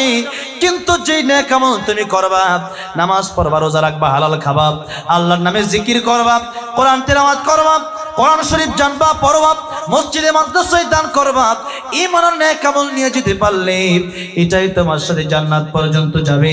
তাই এই নেক আমল হচ্ছে আমাদের পাথে, ওইটা আমাদেরকে কবরে নিয়ে যেতেই হবে, অন্য কিছু আমাদের সাথে কবরে যাবে না। কারণ কাপড়ের কোনো পকেট নাই, আর কোনো জীবিত আত্মীয় স্বজন মৃত আত্মীয় স্বজনের সাথে কবরে যায় না। সুতরাং আমাদের নিজেদের কবরের প্রস্তুতি আমাদের নিতে হবে, হাসরের প্রস্তুতি আমাদের নিতে হবে। আমার ভাইরা, আমার বাবাজি, তাই আল্লাহ এই সময়ের গুরুত্ব দিয়ে গিয়ে বলছেন ওয়াল আসর, সময়ের কসম আল্লাহ পাক খেলেন। সময়ের কসম খেয়ে কারা লাভবান হলো আর কারা ক্ষতিগ্রস্ত হয়ে গেল, আগামীতে কারা লাভবান হবে আর কারা ক্ষতিগ্রস্ত হয়ে যাবে তা আল্লাহ রাব্বুল আলামিন বললেন। প্রথমে আল্লাহ বলেন ওয়াল আসর, আসর মানে সময়, আসর মানে ইতিহাস, আসর মানে মহাকাল। এই মহাকাল এই পৃথিবীর শুরু থেকে শেষ পর্যন্ত। আর এই সময়ের কসম আল্লাহ রাব্বুল আলামিন কেটে, আমরা তো কসম কাটি আল্লাহর, আমরা কসম কাটি কার? আমরা কার কসম কাটি? আমরা তার কসম কাটবো যার চেয়ে বড় আর কেউ নাই। সবচেয়ে বড় কে? সবচেয়ে বড় কে? এই জন্য আমাদের সবচেয়ে বড় স্লোগান হচ্ছে নারায়ে তাকবীর, আল্লাহু আকবার, নারায়ে তাকবীর। এত আস্তে বলেন কেন? নারায়ে তাকবীর। এই জন্য এটা হচ্ছে আমাদের স্লোগান। যারা এই স্লোগানের বিরোধিতা করবে, যেখানে স্লোগান নাই সেই দলের সাথে আমাদের কোনো সম্পর্ক নাই। আমাদের প্রথম স্লোগান হবে আল্লাহু আকবারের স্লোগান, কোন আল্লাহর চাইতে বড় আর কেউ নাই। আর এই যে জিরো থেকে এত সুন্দর দেহ আর এই শক্তি, এই বলার ক্ষমতা, চলার ক্ষমতা আমাদেরকে দিলেন তো শুধু আল্লাহ রাব্বুল আলামিন। আল্লাহ বলছেন হাল আতা আলাল ইনসানি হিনুম মিনাদ দাহরি লাম ইয়াকুন শাইআম মাযকুরা। আল্লাহ বলছেন তোমরা তো এক সময় বর্ণনা করার মতো কিছুই ছিলে না, আমি আল্লাহ রাব্বুল আমিন তোমাদেরকে শক্তি দিলাম আর তোমাদেরকে রূহ দিলাম। রূহ না দিলে এই মানুষের লাশ কেউ নেবে না, বাবা মায়ের লাশ পর্যন্ত সন্তানের লাশ কিন্তু ঘরে রেখে দেবে না, কোনো নেতা নেবে না। এই মাহফিলের প্রধান বক্তা হওয়া সম্ভব না রূহ না থাকলে, রূহ না থাকলে সভাপতি হওয়া সম্ভব না, রূহ না থাকলে প্রধান অতিথি হওয়া সম্ভব না, রূহ না থাকলে শ্রোতা হওয়া সম্ভব না। কারণ আব্দুর রহমান ইন্তেকাল করেছে। ইন্তেকাল মানে এক জায়গা থেকে আরেক জায়গায় চলে যাওয়া, তার মানে ইঞ্জিনটা চলে গেলে হায় রে হায় রে হায়, ডাব্বাটা পয়লা রইবে এই যে দুনিয়ায়। ইঞ্জিন যেদিন চলে যাবে ডাব্বার কোনো মূল্য নাই, সেদিন ডাব্বার কেউ ঘরে সাজায়া রাখবে না, নিজের বাড়িতে নিজের আপনজনেরা সেদিন আর জায়গা দেবে না। কথা ঠিক না বেঠে? এই জন্য পরকালের চিন্তা আমাদের করতে হবে, সময়ের গুরুত্ব আমাদের দিতে হবে। আল্লাহ রাব্বুল আমিন, আমরা তো আল্লাহর কসম কাটি, আর আল্লাহ কিসের কসম কাটবেন? আল্লাহ কসম কাটবেন ওই সমস্ত জিনিসের, যে সমস্ত জিনিস বড় দামি জিনিস আমাদের সাথে সম্পর্ক রয়েছে, যে সমস্ত জিনিসের এই সময়ের সাথে, ইতিহাসের সাথে, মহাকালের সাথে আমাদের বড় সম্পর্ক। তাই আল্লাহ বলছেন ওয়ালা আসর, আমি আল্লাহ সময়ের কসম কাটলাম। সময়ের কসমকে আল্লাহ রাব্বুল আমিন সময়ের অপরিসীম গুরুত্ব বুঝিয়ে দিলেন। এই সময়, যে সময় আমরা হেলায় খেলায় নষ্ট করে দিচ্ছি, এই অবহেলার কারণে, এই নাফরমানের কারণে, ফজরের সময় ঘুমায় থাকার কারণে আমরা জাহান্নামী হয়ে যাচ্ছি, জাহান্নামের দিকে আমাদের পা আমরা বাড়াচ্ছি। আপনাদের কষ্ট হচ্ছে? আর মাত্র 20 মিনিট আমি এই সময়ের কথাই তো বলতেছি নাকি? আমি এত গুরুত্ব দিই সময়কে, আমি যখন বলি স্টেজে তখন স্টেজ উঠি, 10:30 স্টেজ উঠছি, 12টায় শেষ করবো, ঠিক দেখবেন শেষ হয়ে গেছে। এত গুরুত্ব 1 মিনিট বেশি হয় না। কেন? আমি নিজে ব্যক্তিগতভাবে টাইম যেখানে যা বলি সেখানে ওই সময় আমি হাজির হয়ে যাই আল্লাহর রহমতে। যদি কোনো ঝামেলা না থাকে, অ্যাক্সিডেন্ট জ্যাম এরকম ঝামেলা না থাকে, আমি উপস্থিত হয়ে যাই। একটা করে প্রোগ্রাম করি, আমি চাইলে 5টা করে করতে পারি, আমি একটা করি। কেন? আমার কথা যাতে নষ্ট না হয়, সময়ের এত গুরুত্ব আমি দিই। এই জন্য আল্লাহ বলছেন সময়ের গুরুত্ব দাও। আল্লাহ যেই বিষয়ের কসম কাটলেন ওই বিষয়ের দাম জোরে বলেন আছে না নাই? অবশ্যই অনেক দাম, অনেক গুরুত্ব সেই বিষয়ের। তাই আমি একটি হাদিস শরীফ পড়েছিলাম, একখানা হাদিস শরীফ খুতবা শরীফেই পড়েছিলাম আমার আসরে ব্যাখ্যা করার জন্য। নবী বলছেন ইগতানিম, গুরুত্ব দাও, গনিমত মনে করো, খামসান ক্বাবলা খামসিন, 5টা সময় আসার আগে তোমরা 5টা সময়কে মূল্য দাও। নবী বলছেন শাবাবাকা ক্বাবলা হারামিক। নবী বলছেন প্রথমেই, আজকের মাহফিলে যুবকেরা বেশি, ঠিক না? যুবক বেশি না আজকে? নবী বলছেন এই যৌবনকালে তোমরা বেশি বেশি আল্লাহর ইবাদত করো, কারণ যৌবনকাল তোমাদের এক সময় থাকবে না, এক সময় তোমরা বৃদ্ধ হয়ে যাবে, আর হয়তো এক সময় তোমরা বৃদ্ধ হবা কিনা সেই সময়টা নাও পেতে পারো। যৌবনকালটা যারা আল্লাহ রাস্তায় বিলিয়ে দিবে কিয়ামতের কঠিন ময়দানে, যেদিন আরশ আজিমের নিচে ছায়া ছাড়া কোনো ছায়া থাকবে না, আল্লাহ রাব্বুল আলামিন সেদিন এই যুবকদেরকে আরশ আজিমের নিচে ছায়া দান করে দিবেন। যৌবন বয়সে ইবাদত করতে পারলে, বৃদ্ধকালে ইবাদত না করতে পারলে আল্লাহ ইবাদতের সওয়াব দিয়ে দিবেন, আল্লাহ পুরস্কার হিসাবে দিয়ে দিবেন। এই জন্য যৌবনকালে আমাদের ইবাদত করতে হবে। এই বয়সে শক্তি আছে, এটা আল্লাহ আমাদেরকে দিলেন ইবাদত করার জন্য। 2 নম্বর নবী বলছেন সিহাতিকা ক্বাবলা সাকামিক। ও পৃথিবীর আমার উম্মতেরা, আমার পৃথিবীর মানুষেরা, সুস্থ থাকা অবস্থায় অসুস্থ হওয়ার আগে তোমরা এই সময়কে গনিমত মনে করো, কারণ অসুস্থ হয়ে গেলে আল্লাহর ইবাদত করা কঠিন হয়ে যায়, খাওয়া দাওয়া ভালো লাগে না, ইবাদত করতে ভালো লাগে না। হসপিটালের বেডে যে ব্যক্তি যায় সে বোঝে সুস্থতা করো কত বড় নিয়ামত, ঠিক না বেঠি? 3 নম্বরে নবী বলেন গিনাকা ক্বাবলা ফাকরিক, টাকা পয়সা যদি থাকে, এই টাকার মালিক তো আমি আল্লাহ রাব্বুল আমিন বানালাম। এই টাকা পয়সা আল্লাহর রাস্তায় আল্লাহ খরচ করার জন্য বলেছেন। আর নবী বলছেন গিনাকা ক্বাবলা ফাকরিক, সকালবেলার ধনী তুমি, ফকির সন্ধ্যাবেলা। সুতরাং টাকা পয়সা যদি থাকে, এই টাকা পয়সা আল্লাহর রাস্তায় তুমি খরচ করো, যথাযথ তার ব্যবহার তুমি করো, ফকির হয়ে যাওয়ার আগে, গরিব হয়ে যাওয়ার আগে। কারণ একদিন আমরা সাদা কাফনের কাপড় ছাড়া আর কিছুই নিয়ে যেতে পারবো না। একদিন বাদশা যুলকারনাইন মৃত্যুর আগে লোকদেরকে বলে গেলেন, আমার মৃত্যুর পরে আমার 2টি হাত কাফনের কাপড় থেকে বের করে এইভাবে আলাদা করে রাখবা। লোকেরা জিজ্ঞাসা করল, লোকেরা দেখবে যে তামাম পৃথিবীর বাচ্চার মধ্যে অন্যতম বাচ্চা ছিলাম আমি, কিন্তু এত পৃথিবীর বড় বাচ্চা হওয়ার পরেও আমি যখন বিদায় নিলাম, আমার বিদায় বেলায় আমার কবরে যাওয়ার সময় খালি হাতে আমি কবরে রওনা হলাম। পৃথিবীর মানুষ আমি জুলকারনাইনকে দেখে, সূরা কাহফে আছে জুলকারনাইনের ঘটনা, পড়বেন এগুলো, এখন তো সহজ মোবাইলে অ্যাপস আছে, এগুলো দেখে পড়বেন।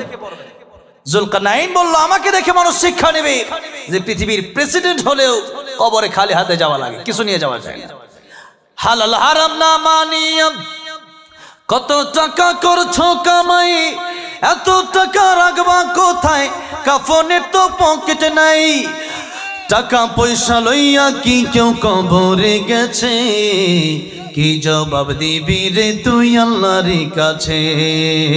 ওরে মানুষ হইছ বেহুশ দুনিয়ার পিছে, ওরে মানুষ হইছ বেহুশ দুনিয়ার পিছে, কি জবাব দিবি রে তুই আল্লাহর কাছে, কি জবাব দিবি রে তুই আল্লাহর কাছে। ঠিক কি না? এই জন্য হারাম যদি আপনি বেশিও কামান বেশি খেতে পারবেন না, আর হালাল যদি আপনি কম কামান আপনি কম খেতে পারবেন না। আপনার জন্য যা বরাদ্দ আছে আত-তাকদীর বিখাইরিহি ওয়া শাররিহি মিনাল্লাহি তাআলা, ভালো মন্দ যা কিছু হয় কার পক্ষ থেকে হয়, এ নিয়ে সামনে আলোচনা আসতেছে। এবার নবী বললেন এই টাকা পয়সা যদি থাকে এগুলো আল্লাহর রাস্তায় খরচ করে এগুলো তুমি কবরে যেতে পারবে না। হ্যাঁ, সন্তানের জন্য কিছু রেখে যান, তাতে কোনো বাধা নাই, কিন্তু মসজিদ মাদ্রাসায় মাহফিলে ইসলামের জন্য কোরআনের জন্য কিছু ব্যয় করার দরকার আছে না নাই? আছে। নবী বললেন 4 নম্বর বলেন ফারাগাকা ক্বাবলা শুগলিক, আমার উম্মতেরা তোমরা অবসর থাকা অবস্থায় ব্যস্ত হওয়ার আগে এই সময়কে গনিমত মনে করো। মানুষ যত দিন যায় তত ব্যস্ত হয়ে যায়। আমার এক উস্তাদ, আমার হুজুর, আমার একজন স্যার আমাকে বলতেন, যখন তোমার 2 পাও যেথায় খুশি সেটাই যাও, যখন তোমার 4 পাও ভাত কাপড় দিয়ে যাও, যখন তোমার 6 পাও আব্বু তুমি কোথায় যাও। কথাটার মিনিং অর্থ বুঝছেন আপনারা? বুঝতে পেরেছেন? আপনার 2 পাও যেথায় খুশি সেটাই আপনি ঘুরতে পারেন। বিয়ে করার আগে একটা স্বাধীনতা থাকে, ঠিক না ঠিক? বিয়ে করার পরে কিন্তু সেই স্বাধীনতা থাকে, সেই স্বাধীনতা থাকে না। এখন টেনশন একদিকে না, এখন ওই বাড়ির চিন্তাও করতে হয়, ঠিক না ঠিক? এরপরে যখন 6 পাও, এখন একটা আপনার ছেলে মেয়ে হয়েছে, এখন একটু বড় হয়েছে, এখন ওর টেনশন আরো বাড়ছে, ঠিক না? এখন বাড়ি থেকে বের হলে আব্বু কোথায় যাও, এই হচ্ছে কথার অর্থ। এই জন্য যখন তোমার 2 পাও যেথায় খুশি সেথায় যাও, যখন তোমার 4 পাও ভাত কাপড় দিয়ে যাও, যখন তোমার 6 পাও আব্বু তুমি কোথায় যাও। তো এই যে কথাটা আসলেই বাস্তব কথা। যত দিন যাবে মানুষের ব্যস্ততা তো বাড়বে। ইচ্ছা করলে এখন ব্যস্ততা কমানোর সুযোগ নাই। এখন মাঝে মাঝে মনে চাই একটু প্রোগ্রাম বাদ দিয়ে যদি একটু মাঝে মধ্যে একটা দিন সুযোগ পাইতাম ঘুমানোর জন্য, এইরকম খুব মনে চায়, কিন্তু এখন সেরকম সুযোগ আর হয় না। মানুষ এমন ভাবে ধরে না গিয়ে পারে না। তো এই জন্য দেখা যায় বন্ধু বান্ধবদের খাতিরে কথা রাখতে গিয়ে আসতে হয়, দিতে হয় প্রোগ্রাম।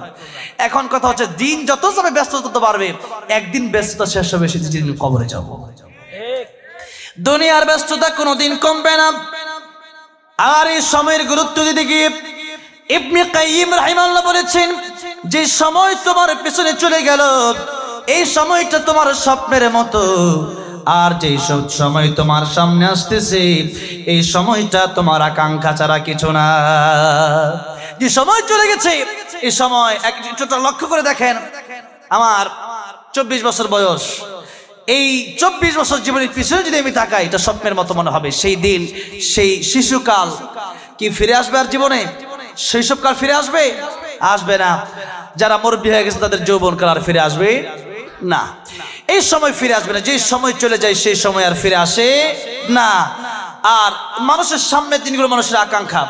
দিনাজপুরে এই নীলফামারীতে একটা বাড়ি হলে মনটা চায় যে ঢাকা একটা ফ্ল্যাট থাকলে ভালো হতো, মোটামুটি ঢাকায় গিয়ে একটু আরাম করতে পারতাম। ঢাকা একটা হলে মনটা চায় যে একটা যদি কানাডায় থাকতো বা আমেরিকায় থাকতো, লন্ডনে থাকতো, তাহলে একটু ভালো হতো। বিদেশে গিয়ে একটু আরামসে থাকতে পারতাম, কোনো চিন্তা ছিল না। এরকম চিন্তা মানুষের একের পর এক মানে চলতেই থাকে, ঠিক তবে ঠিক বলেন। কিন্তু এই চিন্তা যতই আমরা করি না কেন এই আকাঙ্ক্ষা কোনোদিন মানুষের শেষ হবে না। নবীজি বলেছেন, এই দুনিয়াতে যদি আল্লাহ রাব্বুল আলামিন মানুষকে একটা মাঠ ভর্তি সোনা দিয়ে দেন, এই পৃথিবীতে যদি কোনো বনি আদম একটি মাঠ ভর্তি সোনা পেয়ে যায় সেই ব্যক্তি চিন্তা করবে আরেকটা মাঠ ভর্তি সোনা যদি আমি পেয়ে যেতাম ভালো হতো, একটা দুনিয়া যদি তারে দিয়ে দেওয়া পুরো দুনিয়ার মালিক, সে চিন্তা করতো এরকম আরেকটা আর কয়েকটা দুনিয়া যদি থাকতো তাইলে আমার জন্য ভালো হতো। যার কারণে দেখেন না মাঝে মধ্যে আমেরিকা, এরপরে এই যে ইন্ডিয়ার নরেন্দ্র মোদী, হ্যাঁ, আমাদের দেশ দখল করতে চায়, ঠিক না ঠিক? কিন্তু আমরা কি দেবো? এটা আমরা দেবো? এই দেশের জন্য আমাদের ভালোবাসা আছে না নাই? এই জন্য এত বড় দেশ ইন্ডিয়াতে আমি গেলাম, কতবার গেলাম, পুরো ইন্ডিয়া তো করে শেষ করতে পারি নাই, কয়েকটা রাজ্য মাত্র ঘুরলাম, এরপরে তাদের খাওয়ার ইচ্ছা মিটে নাই। ইন্ডিয়ার সাথে আমাদের কোনো শত্রুতা নাই। শত্রুতা হচ্ছে ওই সমস্ত জালিমের সাথে, কুখ্যাত সন্ত্রাসগুলোর সাথে, যেগুলো আমাদের মুসলিমদের রক্ত ঝরায়, ঠিক না ঠিক? ইন্ডিয়াতে আমি আলোচনা করার জন্য গেছি, সেখানে তো লক্ষ লক্ষ মুসলিম আমার আলোচনা শোনে, লক্ষ লক্ষ মানুষ সে আলোচনা, সেখানে তো মুসলিম আছে না, কোটি কোটি মুসলিম আছে। তো ইন্ডিয়ার সাথে কিছু শত্রুতা? মাটির সাথে তো কোনো শত্রুতা হতে পারে না, গাছের সাথে কোনো শত্রুতা হতে পারে না, এই মাইকের সাথে কোনো শত্রুতা হতে পারে নাকি? জিনিস শত্রুতা হবে তার সাথে যারা শত্রুতা করবে আমার দেশের সাথে, যারা শত্রুতা রাখবে কোরআনের সাথে, তাদের সাথে আমাদের কোনো সম্পর্ক নাই, ঠিক না বেঠে? ভারতের সাথে আমাদের কোনো শত্রুতা নাই। শত্রুতা তাদের সাথে যারা আমাদেরকে, আমাদের দেশকে নিয়ে চিনিমিনি খেলে, দেশকে নিয়ে হামলা করতে চায়, আমাদের দেশে, আমাদের দেশ নিয়ে যুদ্ধ করতে চায়, তাদের সাথে আমাদের শত্রুতা আছে। এই জন্য নবী বলছেন একটা দুনিয়া দিয়ে দিলেও সে ব্যক্তি চিন্তা করবে আরেকটা দুনিয়া পাওয়ার। একদিন তার ব্যস্ততা শেষ হয়ে যাবে, একদিন তার আকাঙ্ক্ষা শেষ হয়ে যাবে। ইল্লা তুরাব, মাটি সারা বনি আদমের ইচ্ছা কেউ পূরণ করতে পারবে না। কবরও যেদিন চলে যাবে ওই দিন গিয়ে চিন্তা করবে, হা এতদিন কার জন্য কষ্ট করলাম, কি করলাম, এতদিন কি করলাম, কার জন্য করলাম। হ্যাঁ, মানুষের জন্য যতটুকু করেন যতটুকু প্রয়োজন, প্রয়োজনের বাইরে না। প্রয়োজন হালালের ভিতরে, আপনাকে রিজিক হালাল ভাবে কামানো, এটাও একটা ইবাদত। ইবাদত মানে নামাজ করবে তা না। মুমিন বান্দা হাঁটবে, এটাও ইবাদত হবে। মুমিন বান্দা মসজিদে যাবে যেমন ইবাদত, মুমিন বান্দার জরুরত সারার জন্য যখন যাবে এটাও ইবাদত হবে। মুমিন বান্দা যা করবে তাই হবে আল্লাহর ইবাদত। কারণ আল্লাহ বলেন মা খালাকতুল জিন্না ওয়াল ইনসা ইল্লা লিয়াবুদুন, আমি আল্লাহ মানুষকে বানিয়েছি কেবলমাত্র আমার ইবাদত করার জন্য। তার মানে আল্লাহর কোরআন মেনে আপনি যা করবেন তাই ইবাদত হয়ে যাবে। হালাল ভাবে যা করবেন সবই ইবাদত, হারাম ভাবে যা করবেন সবই গুনাহ। আমার ভাইরা, আমার বাবাজিরা, তাই নবী বলছেন অবসর থাকা অবস্থায় সময়কে তোমরা মূল্য দাও ব্যস্ত হয়ে যাওয়ার আগে। নবীজি 5 নম্বরে বললেন হায়াতাকা ক্বাবলা মাউতিক, মরণের আগের সময়কে মূল্য দাও, কারণ মৃত্যুর পরে ভালো হলে আর কোনো লাভ নাই, মরণের আগে ভালো হওয়ার দরকার আছে না নাই? মৃত্যুর সময় যদি কেউ তওবা করে তওবা কবুল হবে না। তাই আমি আপনি কোন দিন চলে যাব পরপারে, আমার আপনার আখেরাত অনেক দূরে তা না, আমার আপনার আখেরাত এই তো কাছে। এখন মরবেন, এখনই আখেরাত। এখন মরবেন, কবর দেওয়া হবে, হয়তো আপনাকে ফজরের পরে দাফন করা হবে। নবী বলেছেন 40 কদম মানুষ হেঁটে যেতে যতক্ষণ সময় লাগে, এতক্ষণ সময়ের মধ্যে 2 জন ফেরেশতা চলে আসবে, এসে আপনাকে উঠাবে, আপনাকে জাগ্রত করবে। জিজ্ঞাসা করেন মান রাব্বুকা ওয়া মা দীনুকা ওয়া মান নাবিয়্যুকা ওয়া মান হাদার রাজুল আল্লাযী বুইতা ফীকুম। তো যখন এই প্রশ্নগুলো করবে, তোমার রব কে, তোমার দিন কি, এবং রাসূল সাল্লাল্লাহু আলাইহি ওয়াসাল্লামকে দেখা জিজ্ঞেস করবে চিনো কিনা দেখো, তখন এই প্রশ্নগুলো উত্তর দিয়ে দিতে পারলে তখন আল্লাহ বলবেন আমার বান্দার কবরে জান্নাতের বিছানা বিছিয়ে দাও, আমার বান্দাকে জান্নাতের পোশাক পরায় দাও। বা হাজার হাজার 40, 50 হাজার 1 লক্ষ বছর ঘুমাবে, কিন্তু কোনোদিন তার ঘুম কেউ ভাঙাতে পারবে না। সুবহানাল্লাহ। আর যদি ঘুমায়া ফজর কাজা করে দেন, 1 বছর 2 বছর 3 বছর 4 বছর 40 বছর 50টা বছর মাত্র, নবীজি বলছেন একটা সমুদ্রের গভীরে যদি কোনো মানুষ একটা আঙ্গুল প্রবেশ করায়, এই আঙ্গুলটা আবার উঠায়, যতটুকু পানি সব পড়ে গেলে 1 ফোঁটা পানি থাকবে, এতটুকু হায়াত হচ্ছে দুনিয়ার হায়াত। আর বাকি সমুদ্রের পানি পুরাটাই হচ্ছে আখিরাতের হায়াত। এই জন্য আখিরাতের চিন্তা আমাদের করতে হবে। এই সময়টা আল্লাহ রাব্বুল আলামিন আমাদেরকে দিলেন আখিরাতের কাজ করার জন্য। নবী বলেছেন দুনিয়া মাজরাতুল আখিরাত, এই দুনিয়াটা তোমাদেরকে আমি আল্লাহ রাব্বুল আলামিন কাজের জন্য দিলাম। নবী বলছেন এই দুনিয়া তোমাদের চাষাবাদের জায়গা। কিসের জায়গা বলেন? কিসের জায়গা? চাষাবাদ। এখানে চাষ করবা, আখিরাতে গিয়েছে এই গাছের গুলো ফলগুলো তোমরা পাবা। তাই এই দুনিয়াকে শুধুমাত্র ভোগ বিলাসের জায়গা আমরা মনে করলে হবে না। কাফির বেঈমানেরা মনে করবে খাও দাও ফুর্তি করো, দুনিয়াটা মস্ত বড়, কিন্তু এই চিন্তা আমার করলে হবে না। আমার চিন্তা করতে হবে, আমার পরকালের চিন্তা করতে হবে, নামাজের চিন্তা করতে হবে, কিয়ামতের ময়দানে নামাজের হিসাব সর্বপ্রথম নেওয়া হবে। নামাজের হিসাব যদি গিয়ে যারা ধরা খেয়ে যাবে, সব জায়গায় ধরা খেয়ে যাবে। আর নামাজের হিসাব যদি গিয়ে যারা পার পেয়ে যাবে, সব জায়গায় তারা পার পেয়ে আল্লাহর তরি জান্নাতে তারা চলে যাবে। এই জন্য নামাজ আমাদেরকে পড়তে হবে। নামাজ শুদ্ধ হওয়ার জন্য আমাদেরকে কোরআন শরীফ সহি শুদ্ধ করে শিখতে হবে। আমার ভাইরা, আমার বাবাজিরা, সময়ের গুরুত্ব বোঝাতে গিয়ে অনেক লম্বা সময় আমি কথা বলে ফেললাম। এবার আল্লাহ সময়ের কসম কে বললেন, সময়ের মূল্য দাও, সময়ের গুরুত্ব দাও। এই সময় তোমাদেরকে আমি আল্লাহ দিলাম, আল্লাহ আমার ইবাদতের জন্য ইবাদত বেশি বেশি করো, কোনার দিকে যেও না। এরপর আল্লাহ বলছেন ইন্নাল ইনসানা লাফি খুসর। আল্লাহ বলেন নবীকে বলেছিল তারা ক্ষতিগ্রস্ত। আল্লাহ প্রথমেই সেই জবাব দিচ্ছেন, এরপরে তামাম পৃথিবীর মানুষের জবাব দিচ্ছেন। আল্লাহ বলেন তামাম পৃথিবীর সব মানুষ ক্ষতির মধ্যে ডুবে আছে। ক্ষতির মধ্যে কি আছে? কি করতেছে? ডুবে আছে। এখন মনে করেন কোন পুকুর, কোন নদী, কোন খাল, বিলে, কোলাতে আমরা যখন মাঝে মধ্যে সাঁতার কাটতে যাই, এরকম পুকুর টুকুর আছে না, মাঝে মধ্যে সাঁতার কাটতে যায় না? এখন মনে করেন আপনার পীর সাহেব আপনার একটা পুকুরে নিয়ে গেছে। যেই পীরকে আপনি এত ভালোবাসেন, যে পীরের সাথে জীবনে একবার সাক্ষাৎ করতে পারলে আপনি মনে করেন যে আপনার ভাগ্য খুলে গেছে। আপনি হাতটা মুসাফা করতে পারলে মনে করতেছেন যে এই পীর সাহেব খুবই ভালো, আমার জীবনটা ধন্য হয়ে গেছে। এরকম একজন পীর সাহেব, তার সাথে আপনি একটা পুকুরে গেছেন মনে করেন গোসল করার জন্য। এখন গোসল করার জন্য গিয়ে পীর সাহেব আপনার বললো একসাথে চলো গোসল করি। হ্যাঁ, আপনি বলেন ঠিক আছে। এখন পীর সাহেব বললে একটু ডুব দিই চলো, কে কতক্ষণ থাকতে পারে? এরকম ডুবের প্রতিযোগিতা হয় না, কি কতক্ষণ থাকতে পারে? একজন উঠছে, উঠা দেখে সে উঠে নাই, সে উঠে দেখে সে উঠে নাই, সে এখন ঘন্টার পর ঘন্টা যায়, ঠিক না? ঠিক। এখন পীর সাহেব বলল ঠিক আছে, দেখি কতক্ষণ থাকতে পারে। আজকে কাজ করি, তোমাকে একটু সুবায় রাখি, দেখি তুমি কতক্ষণ থাকতে পারো। এই যে সুবায় রাখছে, এই যে ধরে রাখছে পানির নিচে তার মাথা, 1 মিনিট, 2 মিনিট, 3 মিনিট, 5 মিনিট। এখন সে কি করবে? একটু লড়াচড়া দিবে না? পানির নিচ থেকে লড়াচড়া দিবে না? কেন দিবে? যে আমার পীর সাহেব হইলে কি হয়েছে, আমাকে বাঁচতে হবে, ঠিক না? ঠিক। আমার যত বড় পীরই হোক, আমার জীবন বাঁচাতে হবে। যদি তার নেতা হয়, যে এমন নেতা, যে অমুক নেতা চৈত্র ফুলের মতো পবিত্র, এমন নেতা তারা সুবায় রাখছে 5 মিনিট, সে কি করবে? তবে সরেন নেতা, ঠিক না? বলে ঝাঁকুনি দিবে না? দিবে। এরপরেও ছাড়া, এবার 2টা ঘুষিও মারবে, ঠিক না? ঠিক। তোর মতো নেতা আমার দরকার নেই, তুই পানির চুবায় রাখছ, ঠিক না? ঠিক।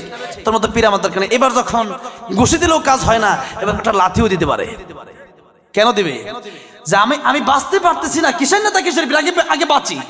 এখন তাই মরে যাচ্ছে, আমার দম ফোড়া, 1, 2, 3, 5 মিনিট হয়ে যাচ্ছে, আর 1 মিনিট থাকলে মরেই যাবো, আমি আগে বাঁচি, এরপরে পীরগিরি দেখা যাবে। যেরকম ঠিক না? ঠিক। ঠিক তেমনি ভাবে আমরা ক্ষতির সাগরের মধ্যে ডুবে আছি। এখন এই ক্ষতির সাগর থেকে যদি এই ডুবন্ত অবস্থা থেকে সাগরের পারে যেতে হয়, পুকুরের উপরে উঠতে হয়, তাহলে যদি কোনো পীরকে ছাড়া লাগে, তাহলে পীরকে ছাড়বেন না? ছাড়বেন না? ছেড়ে দিতে হবে। যদি কোন নেতাকে ছাড়া লাগে, নেতাকে ছাড়া লাগবে না? নেতাকে লা তাআতা লিমাখলুকিন ফি মাসিয়াতিল খালিক। পীর যদি বলে নামাজ লাগে না, এই পীর দরকার আছে? হ্যাঁ। নেতা যদি বলে নামাজ পড়ে আগে আমার সাথে থাক, ঘুরো, এই নেতার তো কোনো দরকার নাই। আমার ইসলামের জন্য, আমার এই জীবনকে ক্ষতির সাগর থেকে উঠানোর জন্য, সাগরের পারে যাওয়ার জন্য আমি নেতাকে ছাড়তে পারি, পীরকে ছাড়তে পারি, বন্ধু ছাড়তে পারি, আমার জীবনের কাছের মানুষগুলো আমি ছেড়ে দিতে পারি। কিন্তু আমাকে ক্ষতির সাগর থেকে করতে হবে। দুনিয়ার এই সাগরে, এই পুকুরে একবার ডুবে গেলে, মরে গেলে, হয়তো পরকালে আপনার ঈমান নিয়ে আপনি মরতে পারলে আপনি জান্নাতে যাবেন। কিন্তু আল্লাহ এখানে যেই ক্ষতির কথা বলেছেন, ঈমানবিহীন ক্ষতি, যার ঈমান নাই, যার আমল নাই, এই ঈমান আমল ছাড়া এই ক্ষতির সাগরে যারা ডুবে থাকবে, এই ক্ষতির সাগরে একবার ডুবে গেলে বাঁচার কোনো রাস্তা আর থাকবে না, ঠিক কি না? এটা হলো আরো বড় সাগর, এখান থেকে আমাকে উঠতে হবে। আর এই ওঠার জন্য আমাকে পীরকে বাদ দিতে হলে দেব, নেতাকে বাদ দিতে হলে দেব, বন্ধু বাদ দিতে হলে দেব, তথাপি আমাকে আল্লাহর রাস্তায়, আমাকে জান্নাতে প্রবেশ করতে হবে, কারণ জাহান্নামে জ্বলার মতো ক্ষমতা আমাদের কারণ। ভাইরা বাবাজিরা, তাই আল্লাহ বলছেন সবাই ক্ষতির ভিতরে ডুবে আছো। শেষ কথা 3 নম্বর আয়াতে আল্লাহ বলছেন কেবলমাত্র তারাই সফল কাম, ইল্লাযীনা আমানু ওয়া আমিলুস সালিহাত ওয়া তাওয়াসাউ বিল হক ওয়া তাওয়াসাউ বিস সবর। আল্লাহ বলছেন 4 গুণ যাদের বিরুদ্ধে থাকবে এরাই হচ্ছে লাভবান। 1 নাম্বার ঈমান, 2 নাম্বার নেক আমল, 3 নাম্বার দাওয়াত, 4 নাম্বার সবর। আলোচনা আমার শেষ। এবার আমি আর 5-10 মিনিট নিতে চাই, আপনারা যদি থাকেন থাকতে পারেন, আপনারা চলে গেলে যেতেও পারেন। আমি আমার টাইমটা একটু বলে দিলাম। আমি টাইমের প্রতি যেহেতু গুরুত্ব, এই জন্য আমি এতক্ষণ পর্যন্ত উঠে গেলে একটু কষ্ট লাগতো, এখন উঠে গেলে আমি আর কষ্ট পাবো না, কারণ আমার টাইম আপনাকে বলে দিয়েছি। এখন কথা হচ্ছে যে আলোচনাটা আসলে বুঝতে হলে একটু সময়ের দরকার। হুট করে আলোচনা শেষ করে দেওয়া যায় না, কারণ এই আসর অনেক লম্বা, একটা মাত্র সূরা, কিন্তু এগুলো ব্যাখ্যা গ্রন্থ পড়লে এরকম কোরআন শরীফ তো এত দেখতে ছোট্ট দেখা যায়, কিন্তু ব্যাখ্যা গ্রন্থে এক একটা সূরা এক একটা আয়াতের ব্যাখ্যা এত বেশি, স্টেজ ভর্তি কিতাব দেওয়া হলে ব্যাখ্যা শেষ হবে না। সুবহানাল্লাহ পড়ে। এই জন্য আল্লাহ বলছেন ঈমান, ঈমান মানে ঈমানের সংক্ষিপ্ত ব্যাখ্যাটা দিয়ে দিচ্ছি। আমানতু বিল্লাহি ওয়া মালাইকাতিহি ওয়া কুতুবিহি ওয়া রুসুলিহি ওয়াল ইয়াউমিল আখির ওয়াল কদরি খাইরিহি ওয়া শাররিহি মিনাল্লাহি তাআলা ওয়াল বা'থি বা'দাল মাউত। এই হচ্ছে ঈমানের সংজ্ঞা। ঈমান, ঈমানে মুফাসসাল, আমি আল্লাহর উপর ঈমান আনলাম, আল্লাহ ছাড়া কোনো মাবুদ নাই, আল্লাহ ছাড়া কাউকে সেজদা দেওয়া যাবে না, কোনো বাবার কাছে যাওয়া যাবে না, মনে করা যাবে না যে কোনো বাবা সেজদা দিতে পারে, কোনো শিরিক করা যাবে না। শিরিক নিয়ে লম্বা চড়া আলোচনা আছে, আপনারা এগুলো দেখবেন, ইউটিউবে সার্চ করে দেখবেন, ও আলোচনা শুনবেন বেশি বেশি। এটা হচ্ছে ঈমান, আল্লাহর উপর ঈমান আনলাম। 2 নম্বরে ওয়া মালাইকাতিহি, ফেরেশতাদের উপর ঈমান আনলাম। ওয়া কুতুবিহি, আল্লাহর কিতাবের উপর ঈমান আনলাম, সমস্ত কিতাবের, আল্লাহর সমস্ত নাযিলকৃত কিতাবের উপর ঈমান আনলাম। তার ভিতরে একটা হচ্ছে কোরআন শরীফ। কোরআন শরীফের একটা আয়াত যদি কেউ না মানে ঈমান থাকবে। যেমন কাদিয়ানীর একটা আয়াত মানে ওয়ালাকি রাসূলুল্লাহি ওয়া খাতামান নাবিয়্যিন।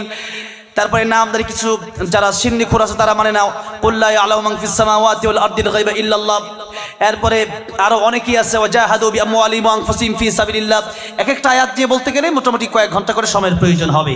তো এক একটা আয়াত এক এক দল মানে না, যারা যে আয়াত মানে সেই আয়াত না মানার কারণে তারা কাফের, যারা যে আয়াত মানে না সেই আয়াত না মানার কারণে তারা কি কাফের। মানতে হলে পুরোটা মানতে হবে। এটা হচ্ছে কুতুবিহির ব্যাখ্যা।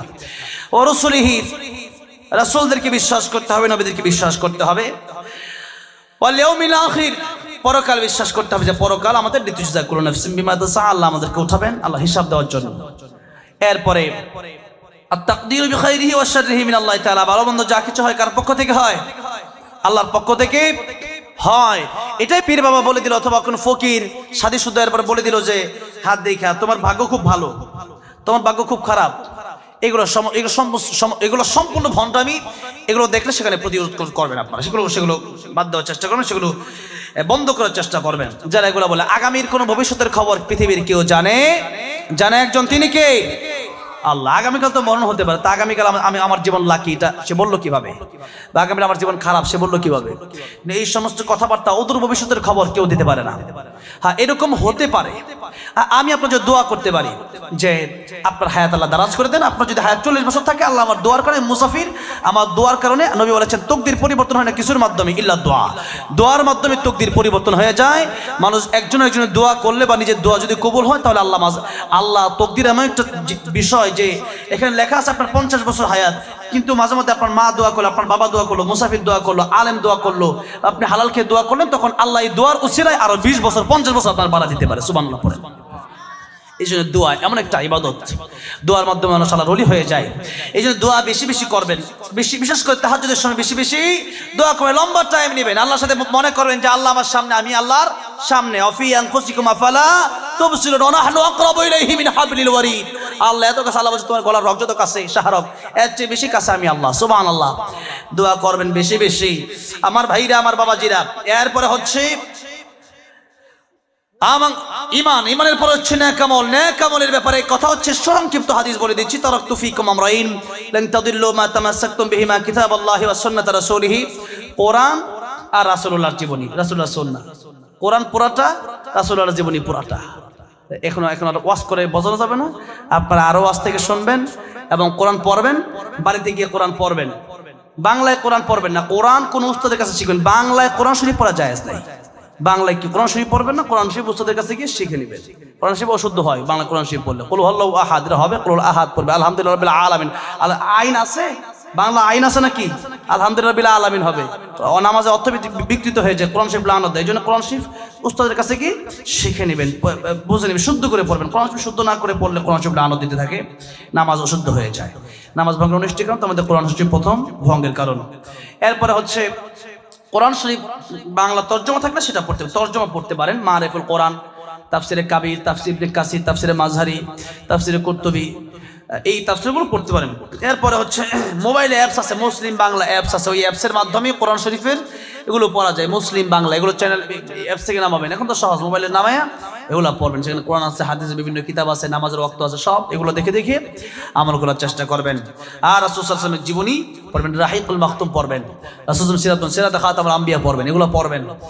এরপরে হচ্ছে দাওয়াত, এই যা করবেন এগুলো নিজের ভিতরে রেখে দিলে হবে না। পাশে একজন লোক পাইছেন, বলবেন আসো আমি নামাজে যাচ্ছি, তুমিও আসো নামাজে, চলো দাওয়াত দিতে হবে। আমি এই ভালো কাজটা করছি, তুমিও করি, আসো আমি কোরআন তেলাওয়াত করছি, আসো তোমার একটু শোনাই। বুঝেন নাই? দাওয়াত দিতে হবে। আর দাওয়াতটা ব্যাপকভাবে দেওয়ার চেষ্টা করতে হবে। প্রাথমিকভাবে যারা সামনে আছে এদেরকে, পরবর্তীতে ব্যাপকভাবে এই দাওয়াতটা প্রথমে নিজের পরিবারকে দিতে হবে। নিজের মেয়ে পর্দা করে না, বোন পর্দা করে না, জাহান্নামে চলে যাচ্ছে, দায়ুস হয়ে যাচ্ছে, এদেরকে আপনার বাঁচানো দায়িত্ব।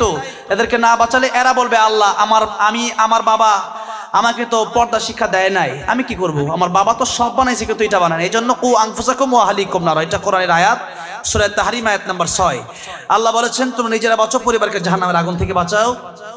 এই জন্য নিজের সন্তানকে কোরআন শেখাতে হবে। আপনি ডক্টর ইঞ্জিনিয়ার বানার কোনো সমস্যা নেই, তবে প্রাথমিকভাবে সন্তানকে কি শেখাতে হবে? কোরআন শেখাতে হবে, নাহলে আপনি বিপদে পড়বেন। দাওয়াত দিতে হবে, এটা ছড়িয়ে দিতে হবে। 4 নাম্বার কথা হচ্ছে, এই কোরআন পড়তে গিয়ে, শিখতে গিয়ে, বলতে গেলে হয়তো অনেকে ভাই মিয়া তোমার নামাজে তুমি যাও, বুঝেন নাই, আমার ডাকতে আসছো কেন, এরকম বলতে পারে। অথবা আমরা যারা ব্যাপকভাবে দাওয়াত দেই, হামলা মামলা তো আসি, এগুলো হতে পারে, 2 দিন পর পরই জেল জুলুম আসি, এগুলো হতে পারে। এগুলো হলেও আমরা কোরআন থেকে পিছপা হবো না। আল্লাহ সব তখন ধৈর্য ধরো, তাহলে তোমার ফল হবে মিষ্টি, তোমার ঠিকানা হবে জান্নাত। সুবহানাল্লাহ। আল্লাহ রাব্বুল আলামিন আমাদেরকে ঈমান, আমল এবং দাওয়াত সবরের সাথে কবরে যাওয়ার তৌফিক দান করেন। জোরে বলেন আমিন, আরো জোরে বলেন আমিন।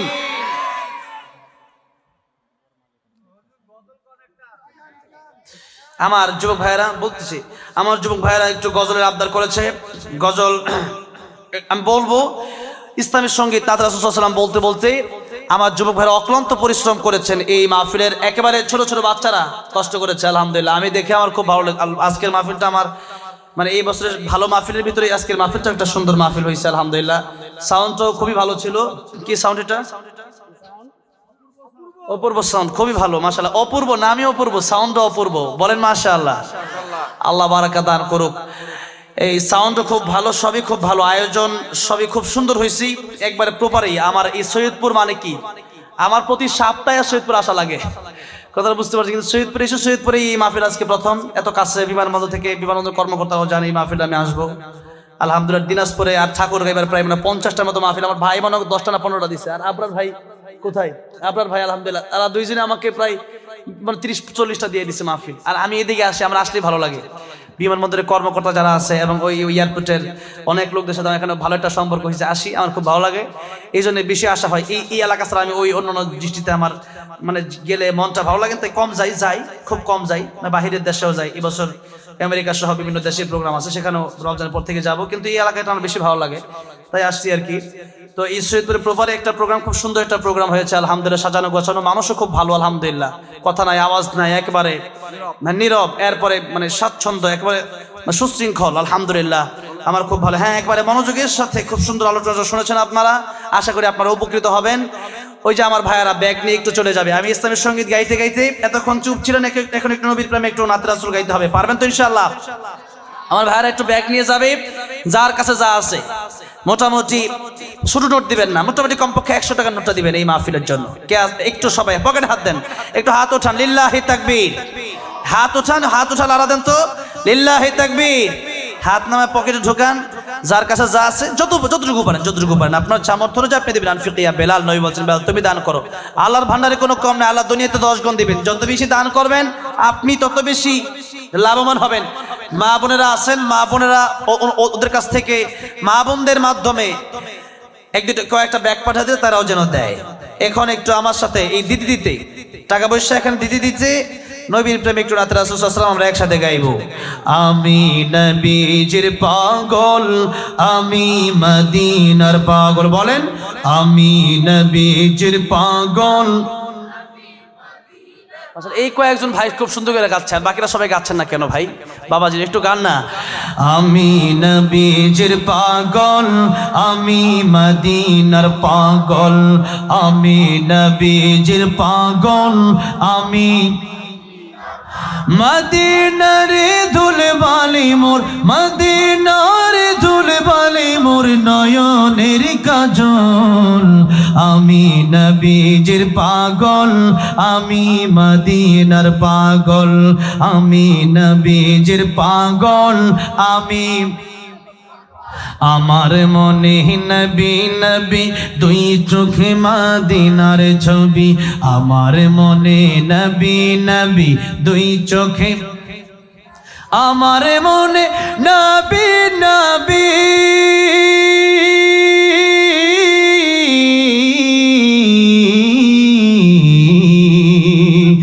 আমার মনে নবী নবী দুই চোখে মদিনার ছবি। নবীর প্রেমে দিতে রাজি, নবীর প্রেমে, নবীর প্রেমে দিতে রাজি জীবনের সকল। আমি নবীজির পাগল, আমি মদিনার পাগল, আমি নবীজির পাগল, আমি আমার রোগের সকল ওষুধ দয়াল নবীর সালাম দরুদ। আমার রোগের সকল ওষুধ দয়াল নবীর, আমার রোগের সকল ওষুধ,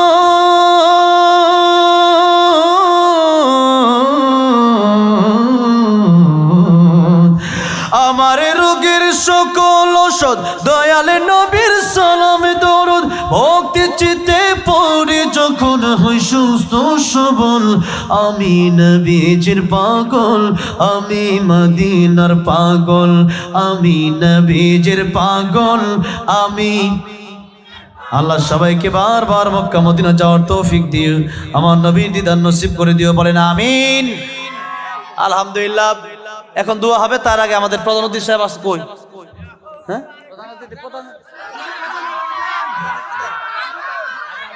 হুজুর আজান শুনবো, আজান না শুনে যাইতে দিব না হুজুর। অবশ্যই আজান বলে যাবে। এখন আমরা আজান, এত রাতে ভাই আজান না দেওয়া চাই ভালো। আজান দেব ওই যে মাশাআল্লাহ, এখন এতক্ষণ করার আওয়াজ নাই, এখন বাড়ছে আওয়াজ, ঠিক না?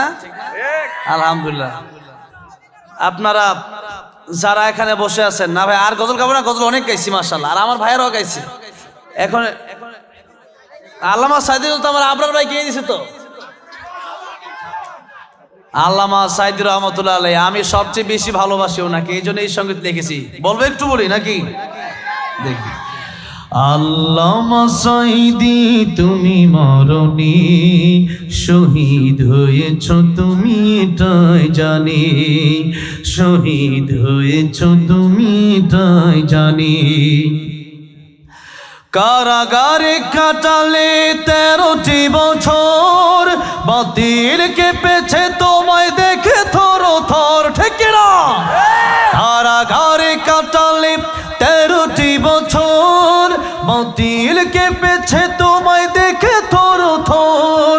তুমি যে ছিলে মোদের নয়ন মনি, শহীদ হয়েছ তুমি এটাই জানি। আল্লামা সাইদি তুমি মরণি, শহীদ হয়েছ তুমি এটাই জানি। দেখা তো হবে না আর এই জীবনে, দেখা হবে জান্নাত ফুল বাগানে, দেখা তো হবে না আর এই জীবনে, দেখা হবে জান্নাত ফুল বাগানে। এই আশা কবুল করো আল্লাহ তুমি, পড়েন আমিন। এ আশা কবুল করো আল্লাহ তুমি, শহীদ হয়েছ তুমি এটাই জানি। আল্লামা সাইদি তুমি মরণি, শহীদ হয়েছ তুমি এটাই জানি, শহীদ হয়েছ তুমি এটাই জানি। আল্লামা সাইদির কবর তুমি জান্নাতের বাগান বানায় দাও, জোরে বলেন আমিন। আমাদেরকেও আল্লাহ তুমি শহীদের মৃত্যু দিয়ে দিও, বলেন আমিন। আজকে আজান দেব না ভাই, দোয়া করুন।